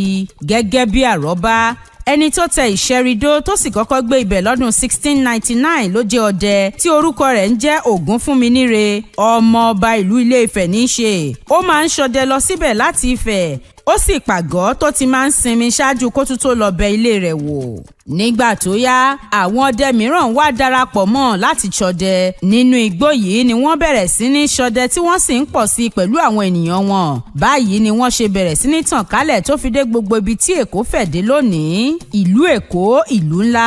ìlú Èkó yìí ni ibùdó agbára ìṣàkóso ilẹ̀ Nàìjíríà wà tẹ́lẹ̀ rí, pàápàá lásìkò ìjọba amúnisìn ṣáájú ọdún 1991 tí wọ́n gbé lọ sílùú Àbújá. Èkó àdèlé ọmọ agun àgẹ̀rẹ̀, Èkó ọmọ afíjú wọjà arìn gbẹ́ndẹ́kẹ́, ọ̀bùn wọjà páṣíọ̀ṣíọ̀, ẹ̀yọ̀ ní bàbá Èkó, àríjó ṣe bí ọba. Èkó ọmọ odò tí ò ṣeé yájú sí, Èkó arómi sá lẹ́gbẹ́lẹ́gbẹ́. Bẹ́gùn ò bá jáde, mọ̀rìnwó la kọ́kọ́ rí, ọwọ́ gẹ́gẹ́ ní síwájú ìjó, ẹsẹ̀ katakata ní síwájú rìn, bẹ́ẹ̀ bá ti ń gbúròó wa, a tún ti dé náà nù. Ẹ káàbọ̀ sórí ètò Owambe Unlimited pẹ̀lú èmi ọmọ yín, olólùfẹ́ yín, ọ̀rẹ́ yín, Suliat tẹ́túmọ̀ sí Mọ́rẹ́níkejì, èmi àlàríyá, gbogbo orúkọ tẹ́ ẹ bá kó sì ìfúnjẹ yín fáwọn Owambe Unlimited lórí ìkànnì Western Spring Television ní ẹ̀rọ ẹni Owambe Unlimited kẹ́ àgbádùn ètò àríyá wa. Wọ́n sọ fún Owambe Unlimited lórí Western Spring Television. Ìlú Ìbàdàn ni olú ìlú àti ìlú tí ó jù nípínlẹ̀ Ọ̀yọ́ tó wà ní ẹkùn ìwọ̀ oòrùn gúúsù ilẹ̀ Nàìjíríà. Kò dín ní èèyàn bíi mílíọ̀nù 6 tó ń gbé nígboro ìlú Ìbàdàn nìkan ṣoṣo. Odù Ifá ọ̀sẹ̀ méjì ni àwọn Yorùbá gbàgbọ́ pé ó tẹ ìlú Ìbàdàn dó. Àwọn ọmọ ìlú Ìbàdàn jẹ́ akíkanjú, wọ́n fẹ́ràn ìdàgbàsókè, ọ̀làjú ni wọ́n. Àwọn baba ńlá wọn sì jẹ́ jagunjagun. Àbájọ tí a fi máa ń gbọ́ nínú oríkì wọn pé Ìbàdàn Mèsì Ọ̀gọ̀, nílé Olúyọ̀lé, ìlú ògúnmọ́lá olódògbò kẹ̀rí lójú ogun ìbàdàn ọmọ àjòrò sàn ọmọ ajẹ̀gbínyó ọmọ àfikàràhùn fọ́ orí mu. olùbàdàn lórúkọ oyè ọba ilẹ̀ ìbàdàn máyẹ̀ okùn adé ló kọ́kọ́ jẹ baálẹ̀ nìbàdàn. gẹ́gẹ́ bí ìlú ńlá ọ̀pọ̀ àwọn iléeṣẹ́ àti àjọ ńláńlá ló wà nílùú ìbàdàn. ìbàdàn tó gbonílé tó gbé àlejò ọmọ ìbàdàn kí ni sóò. ọ̀pọ̀lọpọ̀ nǹkan ló ń kojú àwọn ará àdúgbò àwọn ará àwùjọ tí ohun ò dẹ̀ dókè ọ̀pọ̀lọpọ̀ ìnira ọ̀pọ̀lọpọ̀ ìyà làwọn èèyàn ń kojú rẹ̀ ní àdúgbò ojú ọ̀nà tó kù díẹ̀ káàtó iná ọba tó mẹ́ẹ̀ tó ń ṣe ségesège àwọn tó ń hu ìwà àbàṣìjẹ́ òbí tí ń sun lẹ́rùn àti àwọn nǹkan tí ò tí ì dé tí gbọ́ ìjọba ṣé wọ́n ní etí ọba nílé etí ọba lóko èèyàn náà ló ń jẹ́ bẹ́ẹ̀ òun náà ló jẹ́ kí ìkànnì Western Spring Television pé ètò tí ó jẹ́ kẹ́yìn ara lé ẹ̀yin ará àwùjọ kẹ́lẹ́ mọ́ sọ bí tí bàtà bá ti ń ta yín lẹ́sẹ̀ fún àwọn aláṣẹ ìjọba ohun tẹ́ ẹ ṣe ni wípé ẹ mú fóònù yín o ẹ̀rọ ìbánisọ̀rọ̀ yín ẹ dàbù rẹ̀ ẹ mọ̀ yá ní gbọ́rọ̀ ẹ dàbù rẹ̀ ẹ ṣe àkàálẹ̀ ohun tó ń fẹ́ àmójútó ìjọba ohun tó ń fẹ́ àmójútó àwọn aláṣẹ ohun tó ń fẹ́ àmójútó àwọn elétò ìlera àwọn elétò ààbò àti àwọn míì tí ọ̀rọ̀ kàn ẹ má jẹ́ kí fọ́nrán náà ìyẹn fídíò tẹ́ máa ṣe àkálẹ̀ rẹ̀ kó mọ̀ ju ìṣẹ́jú 2 tàbí 3 lọ ẹ má fi ṣọwọ́ sí wa ní orí WhatsApp lórí ẹ̀rọ 0803 865 1049 0803 865 1049 ẹ jẹ́ kí gbogbo àwọn fọ́nrán yín àwọn àwòrán yín kó máa wọlé orí ètò ojú ẹlẹ́rìí ẹ̀yin gangan lẹ jẹ́ ojú ẹlẹ́rìí ohun táwọn èèyàn nílò ohun tó ń jẹ àwọn èèyàn láwùjọ níyà ilé tí ò nílé ìgbọ̀nsẹ̀ ibi tí ò níbi tó ti ń dẹ ẹ̀gbin nù tó wá jẹ́ pé ẹ̀gbin wọn ní àwọn ará àdúgbò àwọn aráàlú lára gbogbo ẹ̀ ẹ fi tó àwọn aláṣẹ létí ohun tẹ́ ẹ nílò ní agbègbè yín ẹ jẹ́ kí àwọn aláṣẹ mọ̀ orúkọ mi ni Adéyẹmí Ọlábọ̀dé èmi ni atọ́kùn ètò ojú ẹlẹ́rìí lórí Western Spring Television ìkànnì 150 ní gbogbo ọjọ́ ajé láago 2:30 ọ̀sán.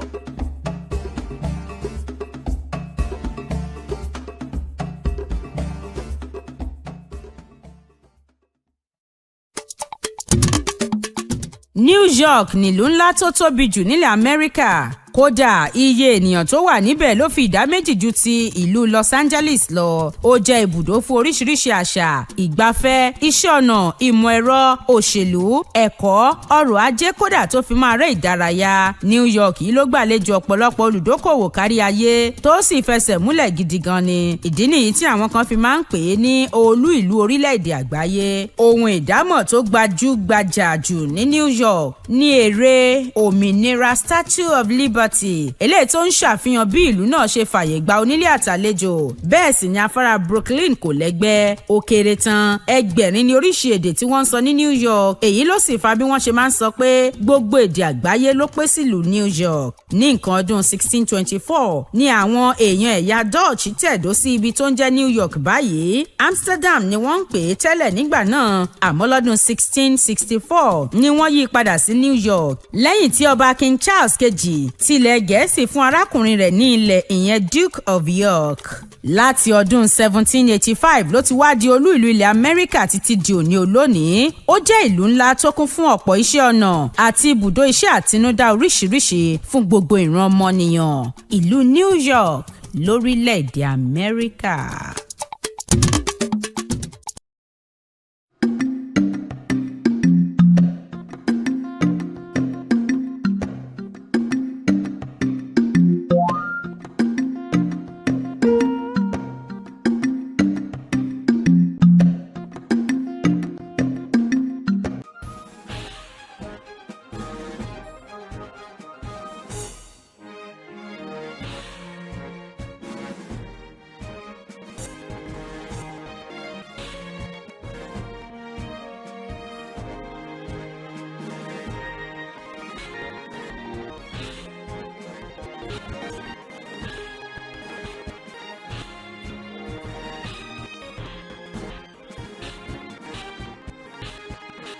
Western Television, ours it is. Ètò yìí tún ti dé o. ètò ìgbìmọ̀ àjọrò ló tún gorí afẹ́fẹ́ tọmọdé tàgbà ẹ súnmọ́ mi ẹ jẹ́ ká jọ sọ Adéyẹmí Ọlábọ̀dé ló ń sọ wípé ohun abádìjọ́rò gígùn nígùn. A kí gbogbo ẹ̀yin ọ̀nàrẹ́bù wa gbogbo bí tẹ́ bá ti ń darapọ̀ mọ́ wa gbogbo bí tẹ́ bá ti ń wò wá ojú tẹ́ fi ń wòwò ní dìbò kátà tẹ́ mọ̀ náwó lé lórí adúpẹ́ lọ́wọ́ ọba adániwáyé ọba tó jẹ́ kí ọjọ́ òní kó wá sí ìmúṣẹ bá wa láyé bá wa láàyè bá wa nínú àlàáfíà láìlábùlà adúpẹ́ o ìjókòó lé àkọ́kọ́ rèé nínú oṣù kẹta ọdún 2024 ọba tó dá wa sí dúníyàn tá a wà yìí tó ṣọ́ wa di ọjọ́ tòní tá a fi rí ìjókòó ilé àkọ́kọ́ yóò ṣọ́ wa tá a fi rí ìjókòó ilé tó kẹ́yìn nínú oṣù kẹta àti ìjókòó ilé tó kẹ́yìn nínú ọdún 2024 akínyín lọ́kùnrin akínyín lóbìnrin akínyín lọ́mọdé àti lágbàlagbà ẹ tí mo bá ṣe máa ń ṣe ní gbogbo ọjọ́ ẹtì níkànnì yìí Western Spring Television a wà lórí ìkànnì àádọ́wà channel 190 lórí Star Times DTT ibẹ̀ la wà tí ẹ ti ń wò wá ìkànnì àádọ́wà ló ń jẹ́bẹ̀ lórí Star Times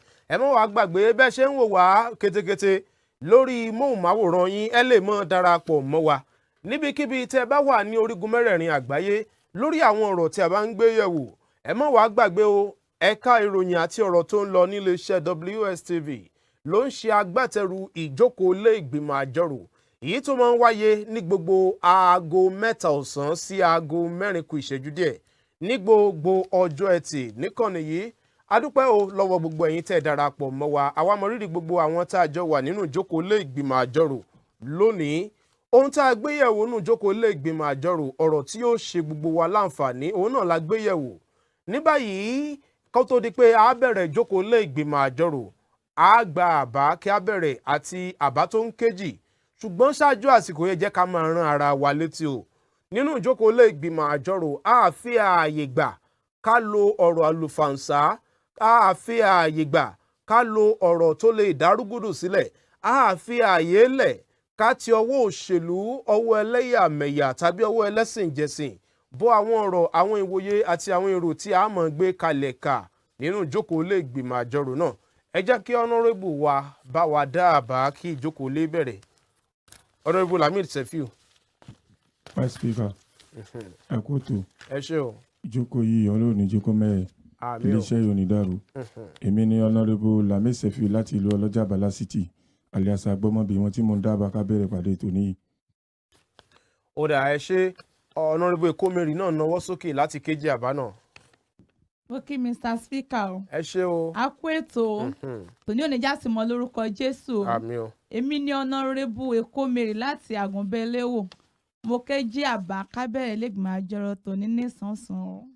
Ó dà ẹ ṣé lẹ́yìn àbá látẹnu Honourable Lamid Sefiu láti Ọlọ́jà Ìbálá ti Honourable Ekomeri láti Àgùnbẹ́léwò Òṣogbo kéjì àbá náà lémi abẹnugan lè ń bẹ̀rẹ̀ ìjókòó ilé náà. Ti dé o. Ètò ìgbìmọ̀ àjọrò ló tún gorí afẹ́fẹ́ tọmọdé tàgbà ẹ súnmọ́ mi ẹ jẹ́ ká jọ sọ Adéyẹmí Ọlábọ̀dé ló ń sọ wípé ohun abádìjọ́rò gígùn nígùn. Ó dá ìjókòó lé ìgbìmọ̀ àjọrò bẹ̀rẹ̀ sánsan lọ́jọ́ tòní. Àná òde yìí nílé aṣojú-ṣòfin ilẹ̀ yìí tó wà l'Ábùjá pè fún pípọn ní dandan láti máa ṣe àyẹ̀wò oògùn olóró fún àwọn akẹ́kọ̀ọ́ iléèwé girama ní orílẹ̀-èdè Nàìjíríà.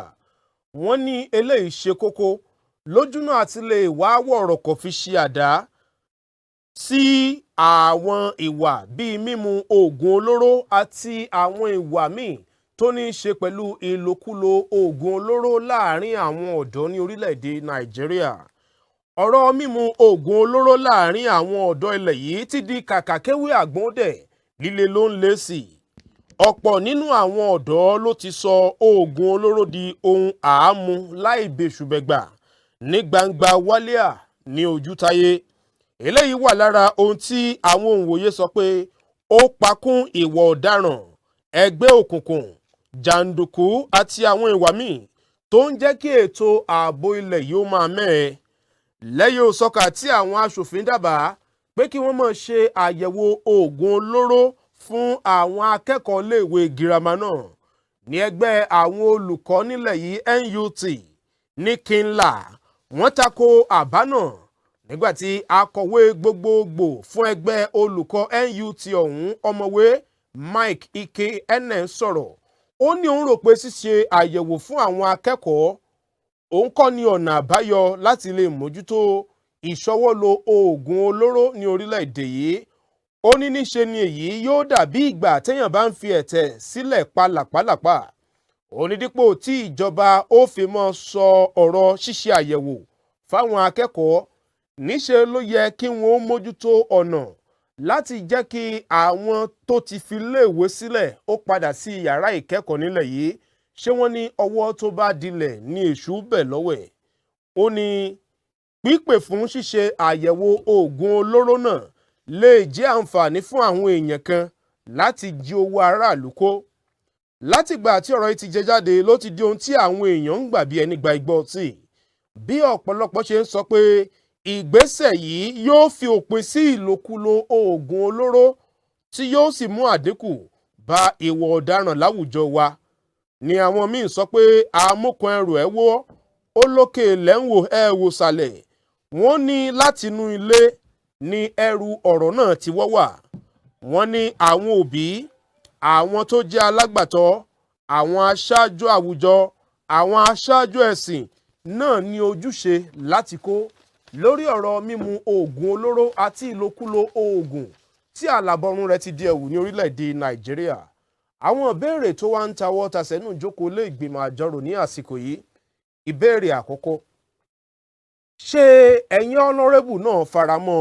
kí wọ́n máa ṣe àyẹ̀wò oògùn olóró fún àwọn akẹ́kọ̀ọ́ iléèwé girama nílẹ̀ yìí gẹ́gẹ́ bí àwọn ọmọlé aṣojúṣòfin ṣe dá lábàá èkejì kí ló dé tí mímu oògùn olóró láwùjọ wa di yẹ́ẹ́rìyẹ́ kàkà kéwì àgbà